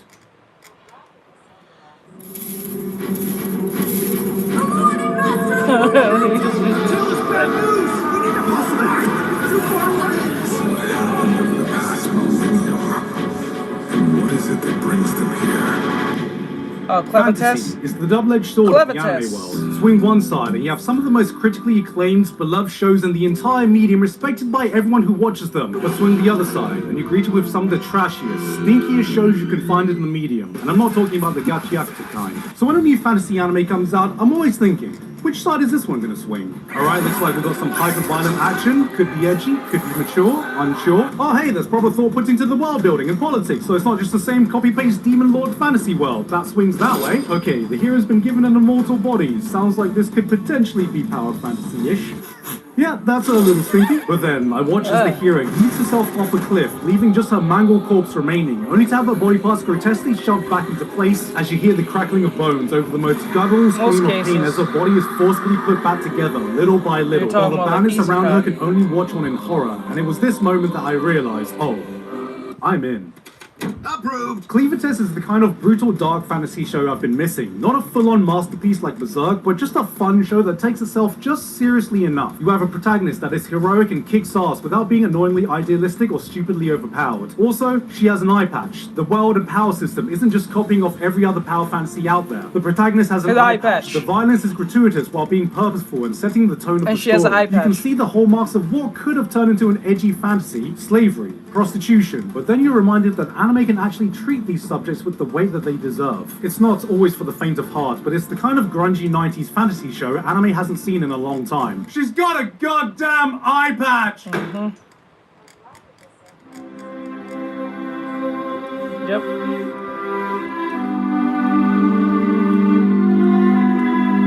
You ever see a new parent and how their eyes light up when talking about their kids? They show you a million photos of the same pose. They brag about the smallest achievement their kid was able to do. You feel a sense of pride you've never felt before towards anything else when they speak. That's what watching Medalist makes you feel like. This is a show about ice skating, but it's also a show about role models and the rewards of what being a great role model can get you. Inori is an 11-year-old girl who's been told she's too old to enter the figure skating world. She's shy, insecure, and collects worms for a hobby. This girl is going to get absolutely destroyed in school. But just by finding one person that believes in her, she's able to see something in herself that she never could before, shine in a way she never believed, and you're invited to be a part of that transformation. Medalist grabs you with grounded, well-realized characters all around, doing something revolutionary by treating its child characters like normal characters. Because did you know? Children are people too. When you think about it, it's kind of fucked up how much your life insecurities and self-image are defined by a few early moments in your life. Maybe a teacher said that you were dumb, and then from then on you just accept that as a fact. Or maybe, hypothetically, you were told your hair looks silly, so you start spiking it up like fucking Sasuke. Or some fucking teacher try to manipulate your mind and say you're something else when you're really not, because they had some type of sick wanting to see you do something insane. Or sick wanting that they couldn't do, so they try to project it upon you, and then try to manipulate you into an insane thing, grooming into something stupid. Or a friend said you were boring, so you buy this Scarface poster to pretend like you have a personality. Or you look like a nerd with glasses, so you start wearing contacts every day. So seeing someone who was able to be set on the correct path because they found the right person, found the right role model, spoke to a part of my younger self that might not have gotten that same opportunity. Yes, every small achievement, every small step they take becomes a collective win. And when they pull through and hit that complete triple axel after numerous falls, you'll be shedding tears like a proud dad, telling the person next to you, "That's my kid! Yeah, that's my kid!" And have admittedly done this too.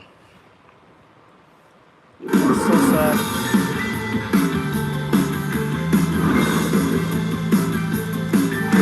Horror is one of those genres anime rarely gets right. On one hand, I think the medium makes it harder to get genuine scares compared to its live-action counterparts, but then one too many times we get a promising project like Uzumaki that took a bit too much inspiration from its source material and spiraled its own production into madness. I was beginning to lose faith, but thankfully the summer Hikaru died not only restored that, but has set the bar of how anime can achieve horror of the highest quality. So you may be wondering, what's so different about this one? He's gay, but he has a special connection to classical music. There's many things that are interesting about him. I'd heard so many great things about this manga, but I watched nothing the anime interesting. Nothing about it. I wanted to go in raw, and apparently, so did they. And within the first few minutes, it's evidently clear how this show succeeds with so many things about this manga, but I watched the anime knowing nothing about it. I wanted to go in raw, and apparently, so did they. And within the first few minutes, it's evidently clear how this show succeeds where so many others have faltered. Almost immediately, you are drawn in with this eerie sense of dread that crawls under your skin and doesn't let up. Every scene oozes a sinister air as thick as the summer humidity you're watching on screen. It's not about jump scares, it's the ghastly imagery that gives you a peek into the eldritch horrors that lay beneath the shadows. Horrific entities brought to life with haunting arts that make the hair on the back of your neck stand. Atmosphere is why this is a masterclass of animated horror. Behind all that, though, is a succinct exploration of grief and love between two bros that is 100%, undeniably, categorically platonic. So gross, so good. Hey, yo, what the fuck? I mean, just look at this man. He's so straight, he's about to have sex with another man, so he knows what the woman he goes on dates with will feel like. Because you know, when you have a Lovecraftian nightmare creature wearing the skin of your dead friends, you first got to figure out so many things. What is it? Is it dangerous? Does it come in peace? Or just you? You know, maybe Michael's Very gay, much so. maybe he's not. Some are, some are. Hey Luke, what's going on?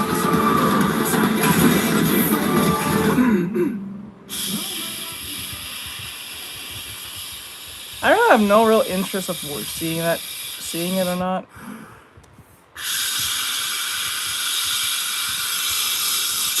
China has continually been on the rise in the animation space, and this year it really felt like there was always at least one show per season that stood out in the highly competitive world of animation to be one of the hot shows to watch. And in my eyes, their crowning achievement of 2025 came in the form of 2B Hero X. This is China's own take to the superhero genre that asks the question, what would society be like if people could gain superpowers based on the social media influence they have?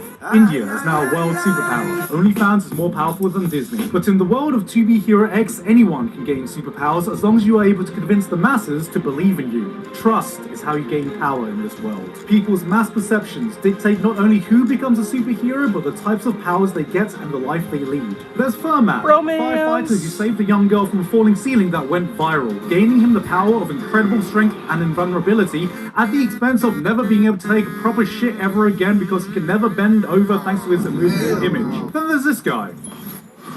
He got his pals from a League of Legends chat lobby. The risk with a series like this is that you lack a central protagonist to be able to follow the story through, but it more than makes up for it by being able to explore a multitude of interesting ideas with the premise that they've set up. Not every story is as equally compelling as the next, but every hero is wholly distinct both thematically and visually. Slowly but surely, you are able to piece together the timeline of events and see it all come together at the end. And if that wasn't enough for a reason to watch it, then there's also Hero X, who has the interesting ability to run through a season's worth of animation budget every time he snaps his fingers.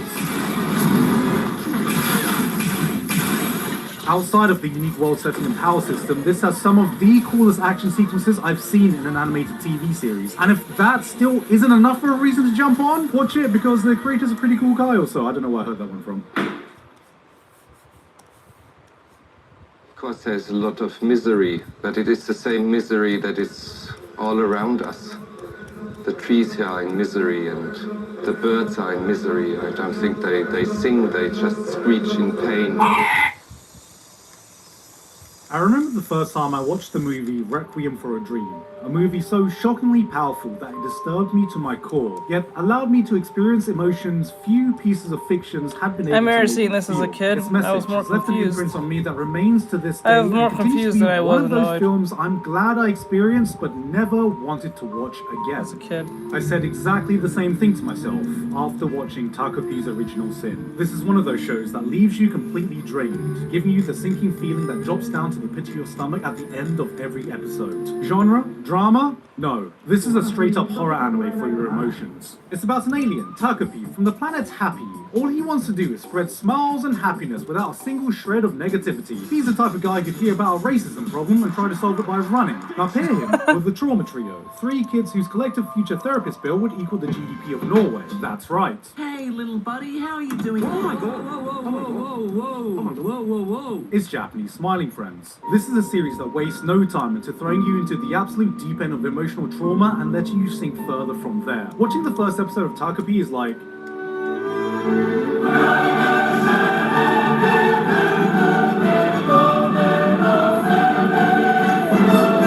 And then the series just continues pounding your emotions into the ground. It presents you with some of the heaviest subjects a child can go through with no filters to help avert your eyes. If I had a nickel for every time one of these kids got whipped by a belt, I'd have 0 nickels. Because their parents used the fist. Everyone is an asshole. Everyone is the worst kind of human they can possibly be. Then when you're shown that faint ray of sunlight at the end of the tunnel, your first instinct is to think, oh no. But that's not to say there is no point to all of this suffering. For how despicable some of these actions you witness are, it constantly reminds you that the biggest villains are the parents who failed them. Parental neglect, physical abuse, and worst of all, a law-accurate Asian mum. Uh-oh. each kid is a product of their own toxic environment, and for how suffocatingly pessimistic this show can be, it never devolves into being downright cynical. It's an important reminder of how trauma can be passed on, how the worst environments can shape the worst people, and no matter how hard life can be, nothing is more suffocating than having to deal with it alone. Because in the end, aren't the friends we made, the trauma bonding we did along the way? Wait, is that how he goes? I know it's our job to help this guy and everything, But I think he's a loyal cause. He's obviously made up his mind. Why don't we just cut our losses and get out of here? Saddle up! 2026 is now officially the year of the horse, but unfortunately Uma Musume didn't get that memo because, like your typical gacha gamer, it came a bit early.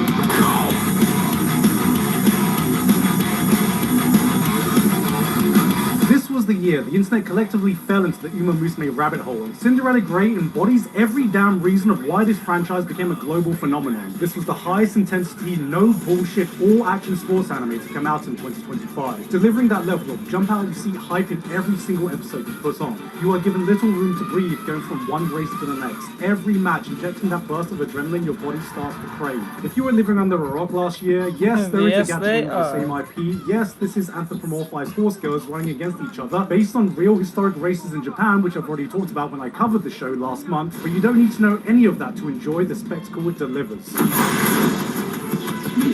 That rush as you witness that last eruption is as addictive as any drug. You hear the roar of the crowd as the commentator eggs them on, as you watch athletes digging deeper than they ever have before. Suddenly, this junky-ass anime girl run becomes the most hype thing you've ever seen, as you shout out, "God, this is what peak performance looks like!" And then the race is over. You calm down, switch on the next episode, and experience it all again. Wait, that last paragraph sounded familiar. Was that ChatGPT? No, in fact, it was GigGPT, because I just copied it from myself. I've already said everything I have to say about it in that video, so you know what? I'll just let ChatGPT rewrite my own work to tell you again, in the style of Giga. That moment when the final eruption hits, your monkey brain just activates. The crowd is screaming. The commentator is absolutely losing it. The athletes are pushing past every physical limit known to mankind. And suddenly this janky, low FPS anime girl run has your full, undivided soul. You're sitting there like, why am I this invested? As you stand up yelling, God, this is peak human performance at your screen like you've just witnessed the second coming, but it's sponsored by questionable animation shortcuts, and then it ends. You blink. You remember you're an adult. You sigh, click the next episode, and willingly let it happen to you all over again, because anime has once again tricked you into feeling emotions through sheer bullshit. I feel bad for your editor. This is some bull. And spectacle. What the fuck Oh, I does hate ChatGPT you. think I sound like? The wanker. You can go watch my actual video if you want to hear everything I have to say about it better than GigGPT ever could. Okay, I promise I'm gonna stop blazing my own work now. Anyway, number 3. Barn, The Boundaries of Adulthood. This was a new anime made by a fairly new creator in the industry.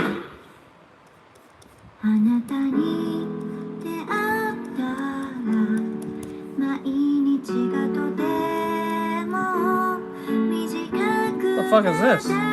Oh, the Attention spans are Apocalypse fucked. Hotel. Memes are incomprehensible. I can't be the only one who feels like every day I see something that makes me lose IQ until my last remaining brain cells are stuck there on life support, powering the last bit of sentient thought I have. But this year, there was no show that healed my soul more than watching Apocalypse Hotel. In an era of brain rot, this one gave me pure brain ripe. Apocalypse Hotel is a different kind of slice of life. It has all the hallmarks that make up the genre. A quieter, subdued approach to storytelling, charming characters, a whimsical, bright air that complements its calming atmosphere. And then you keep watching.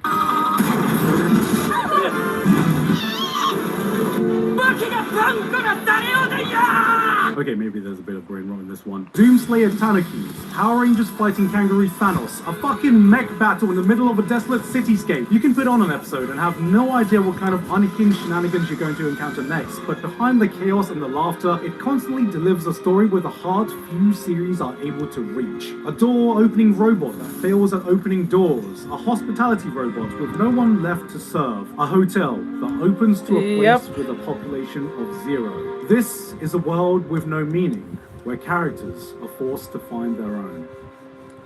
How is it do you find purpose in a place where there is none? Watching this band of lovable misfits allows you to reflect about the purpose you may be missing from your own life. It's a show so hopelessly optimistic, steeped in layers of melancholy. A story set in a bleak place where no hope should be able to be found, yet it still is able to greet you with the warmest smile. Where years, decades, centuries pass in the blink of an eye, characters you love age, move on. All that is familiar around you slowly begins to change, always reminding you that time will continue to move, with or without you. It may be painful, but it's life, and it can be a lot brighter if you let it be. Episode 11 might just be my favorite slice of life episode of all time. An episode that breaks convention. It doesn't try to be entertaining. It doesn't try to tell you everything. It sits you down, shuts out the noise around you, and allows you to just feel. Ending it with a line that made me stop, walk away for a moment, and remind myself that through all the chaos, life can be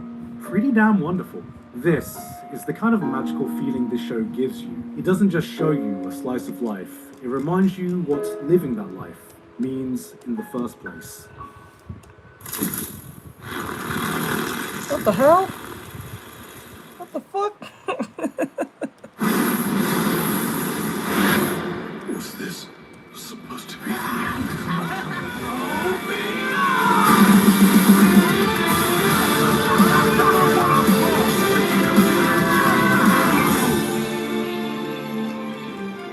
Shonen action shows are the lifeblood of the anime industry. They are the most popular, have the most influence, and are very often some of the very first anime we end up watching. It's these shows that help shape a young generation of people, and I certainly can't forget what they instilled into me. As a kid too young to understand anything, I saw heroes fighting against evil to protect the things they stand for. They stood up for those who couldn't, represented all the good in the world, and though I grew up and realized the real world isn't as simple or idealistic as the one portrayed in the realm of fiction, it's these stories that helped set me on the right path. It gave me hope. It gave me role models. It taught me about the person I should aspire to be. To me, this is what shonen is meant to be about. This is the shonen I grew up with. This is the shonen I know, and I don't think many shows have distilled that concept down as purely as My Hero Academia has. Regular viewers will know that I've had an up and down relationship with this franchise. I instantly fell in love in Season 1, watched it explode in popularity in Season 2 and 3, then gradually fell out of favour as other shows took the spotlight, but I always kept watching in hopes that it could at least end with a bang. And now,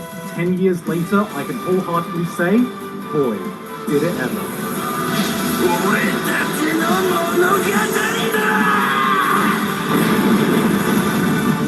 This final season delivered a spectacle worthy of the legacy it will leave. And now that's all over. Looking back, I feel like My Hero Academia came out in a strange transitionary period. In a time where its contemporaries were getting darker, getting weirder, getting bloodier, it almost felt like MHA was the squeaky clean, straight-laced student in a classroom of delinquents. And yet, it managed to achieve what so many long-running series have failed to do. For after 10 years of characters, action, drama, and development, it was able to close out standing tall, shouting a clear and concise message for the world to hear that stayed completely true to what it always was. Anyone can be a hero. Anyone should try to be a hero, even if it's just for the people around you. It's hopeful. It's optimistic. It's somewhat maybe cheesy, but it is very My Hero Academia. This may not go down in history as everyone's favorite show, but I will remember it as a testament of what the beating heart of shonen should be. We will always need heroes. We will always need hope. We will always need a story like this. And at the end of this era,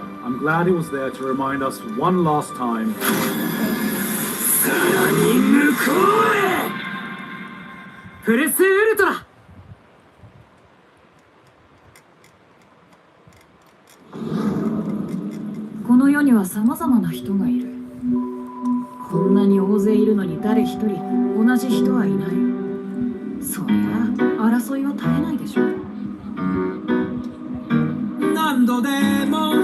It does. In my line of work, I watch a lot of shows. I remember a lot of shows, but rarely do I have the time to go back and rewatch them. It's only when something truly lingers, a story that grabs hold and follows me, that occupies my mind whenever I have a free moment, that one line that sticks with me not because it was witty or punchy, but because it touched on something deep, something meaningful, something real. I've rewatched Orb on the Movements of the Earth more times this year than any other shows from the past 10 years, and yet I am still as moved, as awestruck, as absolutely mesmerized as the first time I watched it. Why am I telling you all this? わからない。私の感動を必死に伝えてる。This was a show that, when half done, I put as 4th on my list last year, not knowing that when I finished the entire thing, it would become my anime of the decade. That's a big statement, and you may not agree. You may have other shows you prefer. It may not have hit you the same way it hits me, but that is my truth. And for a moment, I wanted to invite you to see what that truth meant. A show like this comes along only a few times in a generation. It is not only one of the most original, beautiful, and nigh on unpredictable series to come out in modern times, but it's one of those stories that has the power to teach you something about yourself. Without preaching, without telling you what's correct, it presents you with profound ideas and helps guide you to find your own answers. Orb is an anime about heliocentrism. It's about proving the Earth moves around the sun, but also it's a story about truth, about people who fight for truth, about the lengths people will go to prove truth, about people who have their truths challenged and respond to it without disrespecting the person that challenged it. An egotistical priest putting his trust... Oh, you can't tell that to far right and far left people. Oh, you can't definitely can't tell them that. They'll just kill each other. In the wisdom of a peasant, a devout believer defending the words of an atheist. The heroes of the story are not the ones who are right. It's the ones who are willing to accept that they could be wrong, who will listen to those that oppose them and try to understand even if they don't necessarily agree. These are the people that embody the human spirit, that together ignite a flame that transcends lifetimes. Every character is memorable, every line powerful, every journey poetic. This is simply one of the most beautiful stories I've ever witnessed. And the more time that has passed since I first finished it, the more times I've rewatched it over this year, the strongest message has resonated with me as I looked out and saw the world as it is today. Unlike the world of Orb, we live in a time when information is more readily available than it ever has been, and yet truth has never felt so hard to find. Technology that should have allowed us to grow closer has divided us even further. Knowledge is no longer the currency we lack. It's trust, a lack of trust that has eroded the respect we have of our fellow person. Ideas are not built on, they are condensed down, dismantled, and publicly shamed. Everyone is a soldier, enlisted to fight in an ideological war of exchanges, where common ground is no man's land and the winner is decided not by who's more right, but who can prove the other side more wrong. How does anyone navigate the landscape we are currently in? And I think that's why I was just so constantly drawn back to this series. A story like this is the reminder I needed that the world doesn't have to work like this, that progress is made through collaboration, not dissociation, that disagree or not, we are still in this together, in an era that will be shaped by our collective hands. Whether any of us have the right answer or not, it's thanks to this show that I remembered, as long as you can continue to question whether you are right. 不正解は無意味を意味しない。何かを知るということだ。地動説を信仰して、このためにわざわざ生まれてきた。このなぜでんだよ。迷いの中に倫理がある。筆境。それは知性だ。You won't find the wrong answer.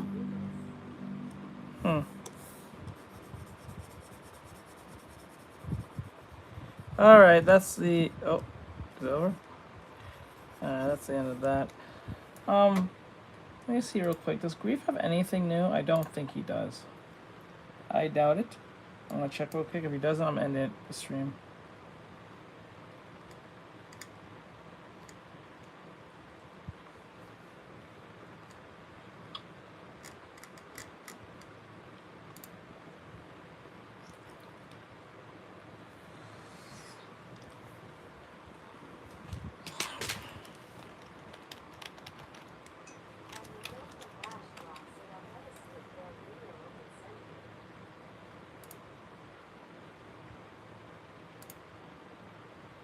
Damn, bro, did not post the video.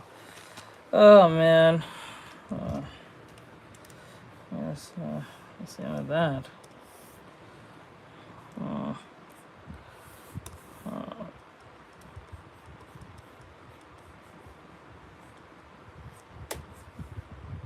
How long is it?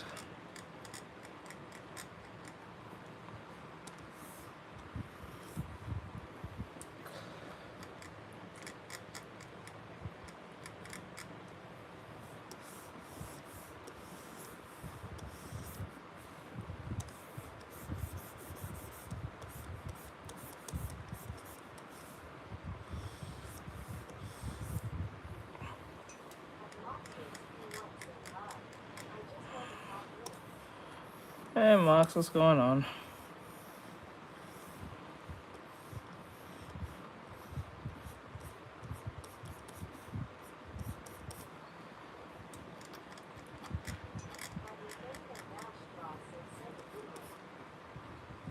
Okay.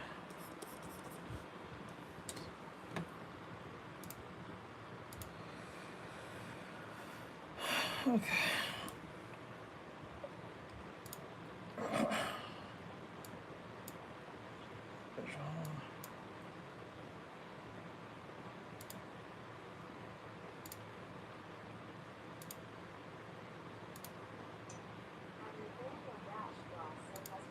Try a little harder than that.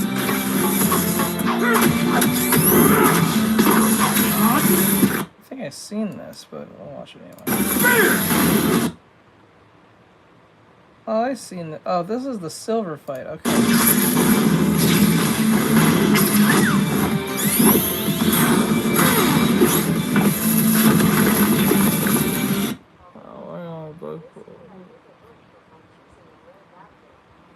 Oh.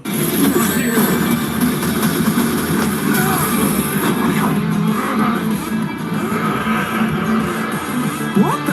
Time out. What?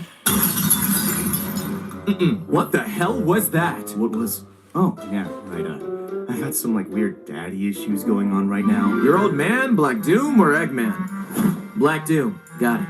But him? Here? Not to give you a midlife crisis or anything, but none of us even knew if you were our original Shadow. Wow, way to have faith in me, dude. You can't expect me to think you're alive after I watched you fall from the exosphere. Oh, that coming from you. Ironic. You owe me $10, by the way. I told you the way he kicked was too consistent. You bet on if I was real? Shadow, babes, can you hurry up and kill your dad?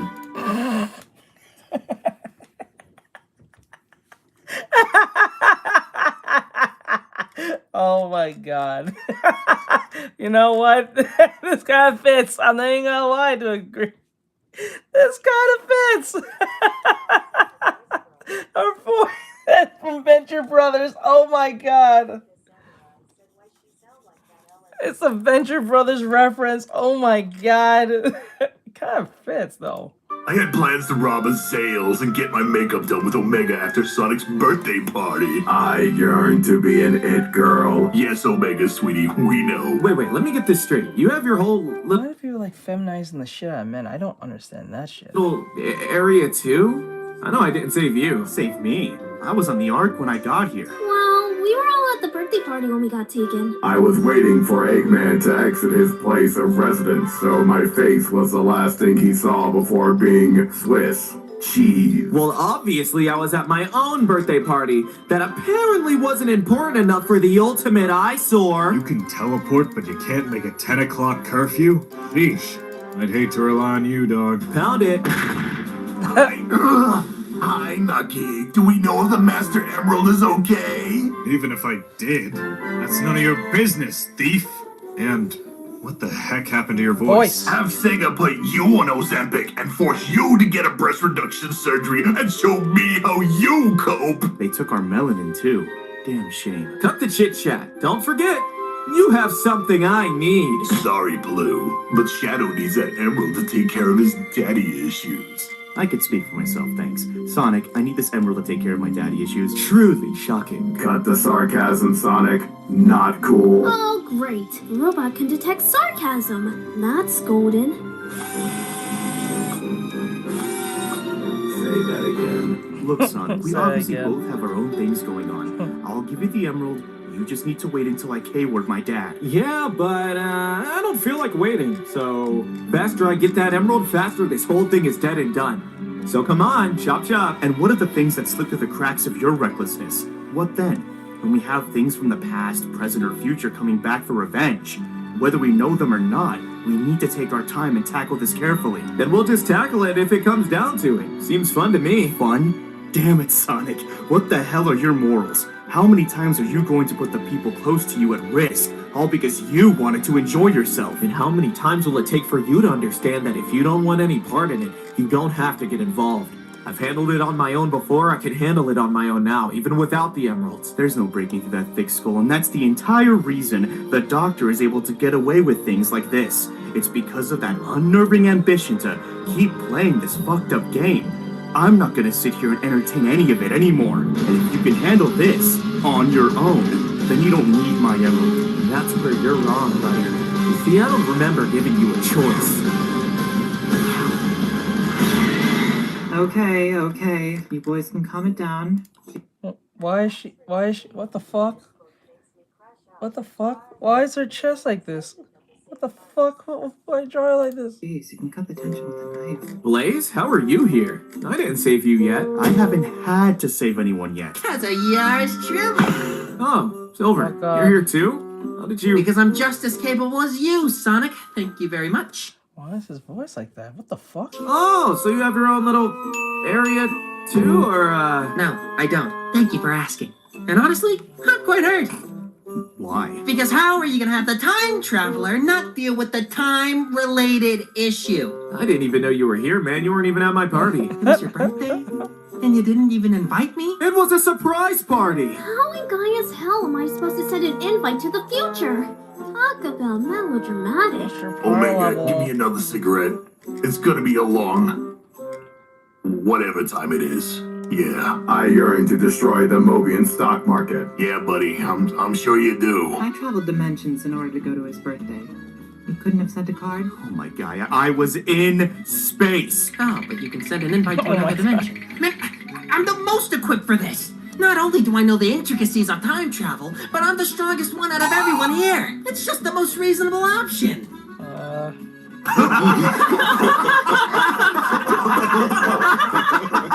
You, Blaze? Sorry. I have no other derivative other than destroying Eggman. But damn, your ego needs to be destroyed too. Silver, sweetie, look, you could probably beat me, but please don't embarrass yourself otherwise. You guys are so mean. Listen, Silver. I know you're pretty strong, but someone with an egg punch! Where? Oh, Ha ha, very funny. That was a good one, Silver. Seriously. But I got a shadow moment to take care of, so are we done here?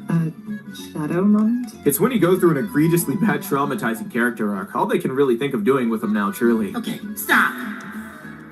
Okay, Silver, what's up? You have our attention now. Tantrum over. What goes up must come down. Yet my feet won't touch the ground. I'm genuinely sick and tired of all of you dismissing me. And you know what? All of you are all talk. I'm strong.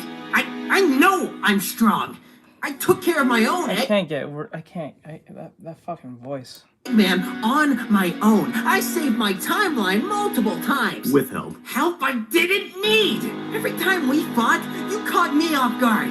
But this time I'm ready. And when I beat you, I'm taking the Chaos Emeralds. I'm gonna beat this weirdo timey-wimey thingy, and that'll show you all how capable I actually am. Because the time... I tell you, that segment of Tracer saying timey-wimey thing really took off in the 2010s. I don't know why. Eater should be beaten by the Time Traveler. You guys don't respect me. Hell, even this Void doesn't respect me. I didn't get my own weirdo timey-wimey thingy area. I didn't get to see adventures from my past or future. So you know what? This is my role. Okay, fine. Here's how this will go. We'll do 3 teams. If we're gonna show who's stronger, then we might as well show which teams are more capable too. Shadow, you got your team. I'll kick it with Knuckles and Tails, and you can rock out with just Blaze. That should be enough if you're as strong as you say, right? And plus, Blaze is like an alternate dimension me. I wouldn't be surprised if she carries your team's dead weight. What was that, Maurice? My condolences, Princess. Well, looks like this is happening. Ready, big guy? I've long awaited to let loose. You want your respect? Earn it. And don't start to cry when you can't keep up. Okay, Silver. Now or never. You work for this. You train for this. They're gonna respect you. They're gonna see you as one of them. And finally, they'll stop making fun of you. Silver? Sorry. I'm ready. Ready for this epilepsy warning? Hey, y'all! So, who's got first shot?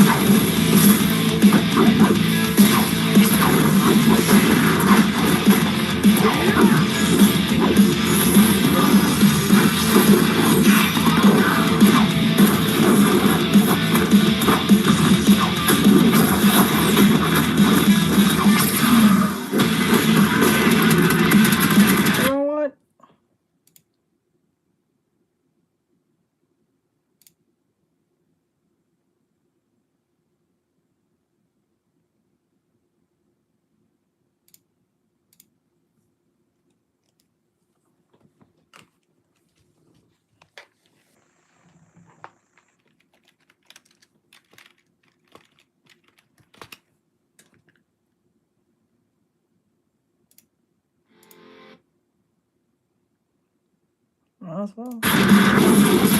Sorry, I'm ready. Ready for this epilepsy warning? Hey, y'all! So, who's got first shot?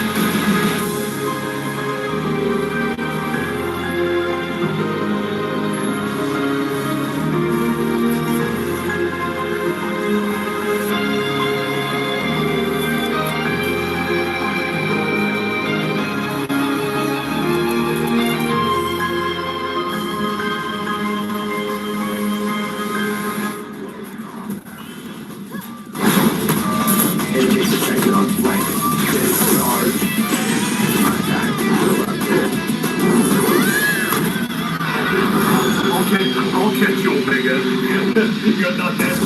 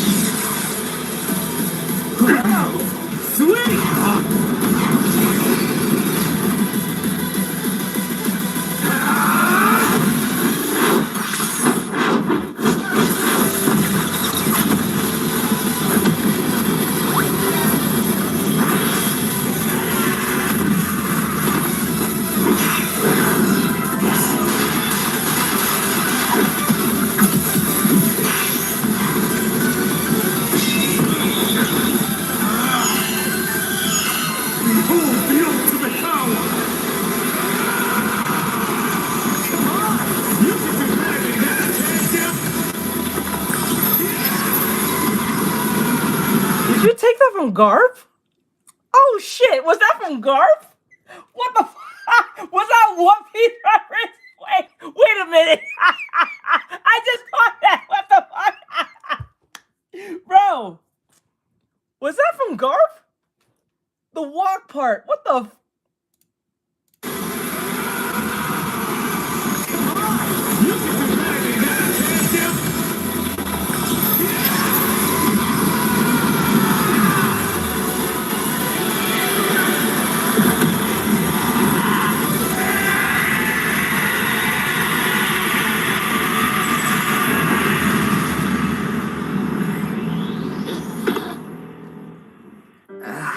What even happened? Fuck you mean what happened? You took out my last good lung. Where was that? Anytime else. Ugh. That hurt like hell, didn't it? Oh yeah, big time. Ugh, I can't feel my emerald. My hands. Wait. Oh my chaos! My hand shrunk! Those are my hands, Brawn for Brains! Oh, thank chaos. Whew. I couldn't imagine living with those mittens. You have mittens on! Are you okay? Yeah, we won. That's all that matters. Now, if you excuse me, I have some long overdue gloating to do. I'm the best, I'm better than all of you, I said I was the strongest, I proved it, you all doubted me, I pawned this, I pawned that, yet you were all at your knees at the hands of Silver the Hedgehog. Well, guess we deserve it. Deal's a deal. Here's your emeralds. Yep, here you go, bud. You earned it. All yours. You're laughing. Why are you laughing? I don't like that you're laughing. No, go ahead. Glory's all yours, ultimate life form. Aha. I'm just gonna assume that you're coping. Fine by me, sulk all you want. Won't unbeat you. Sonic, check this out. No, you didn't. Can't wait to see how this goes. Executing popcorn protocol. Yeah, we all going to hell. Who's we?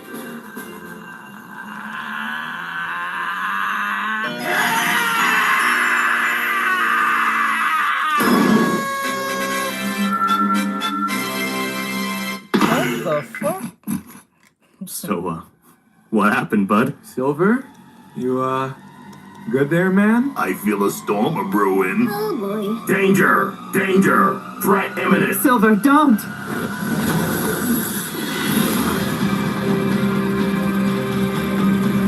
Shadow, what the hell did you do? To be honest, I thought it would be funny. Are you still laughing? Is this funny to you now? Miss Rose? What's Mr. Silver doing? He's coping. A whole lot of coping. Have you lost your damn minds? You'll wipe out everyone here! Silver, what's your point? Just calm down so we can... Now you respect me. Comical. We always did. You only do now because I'm a threat. Because I'm against you. I mean, he is not Why? Where the heck is Sonic? He should have been here. Oh, what the heck? What are you even looking at? Oh, I gotta deal with him in the new cat. Oh, never once touched him. Don't ever touch the white one. That's Nega's job. That's whose job? If I gotta get respect the hard way, guess I'm gonna get it the hard way. Oh, well. Let's see if you can survive. Gotcha. You smacked out the remaining brain cells he had. That is tough. He shouldn't be able to remember what he even ate last week after that. Shadow, do me a favor and stop picking on the kid. No promises. Can't lie to you, Sonic. That was awesome! Right? Man, why doesn't he do that more? That was sweet! Yeah, but we all agree nobody's gonna tell him about any of this, right? Oh, for sure. Maintaining the agenda is our top priority. Oh yeah, I'ma still need that. Hey guys, if you want to see more videos like this, make sure you join the Discord and support our Patreon. The funding for the Patreon goes directly into Multiverse Mayhem 2, which is gonna be a movie. So go ahead and click those two buttons right there. How do people do this, bro? Alright, time to end this. Alright, guys. Alright, I gotta go. Alright, I gotta jump out of here too. So with that said, have a great night, guys. Thank you for coming in. We did some sketches today. Draw some anime checks for once in a good while. I haven't done that in a good while or so.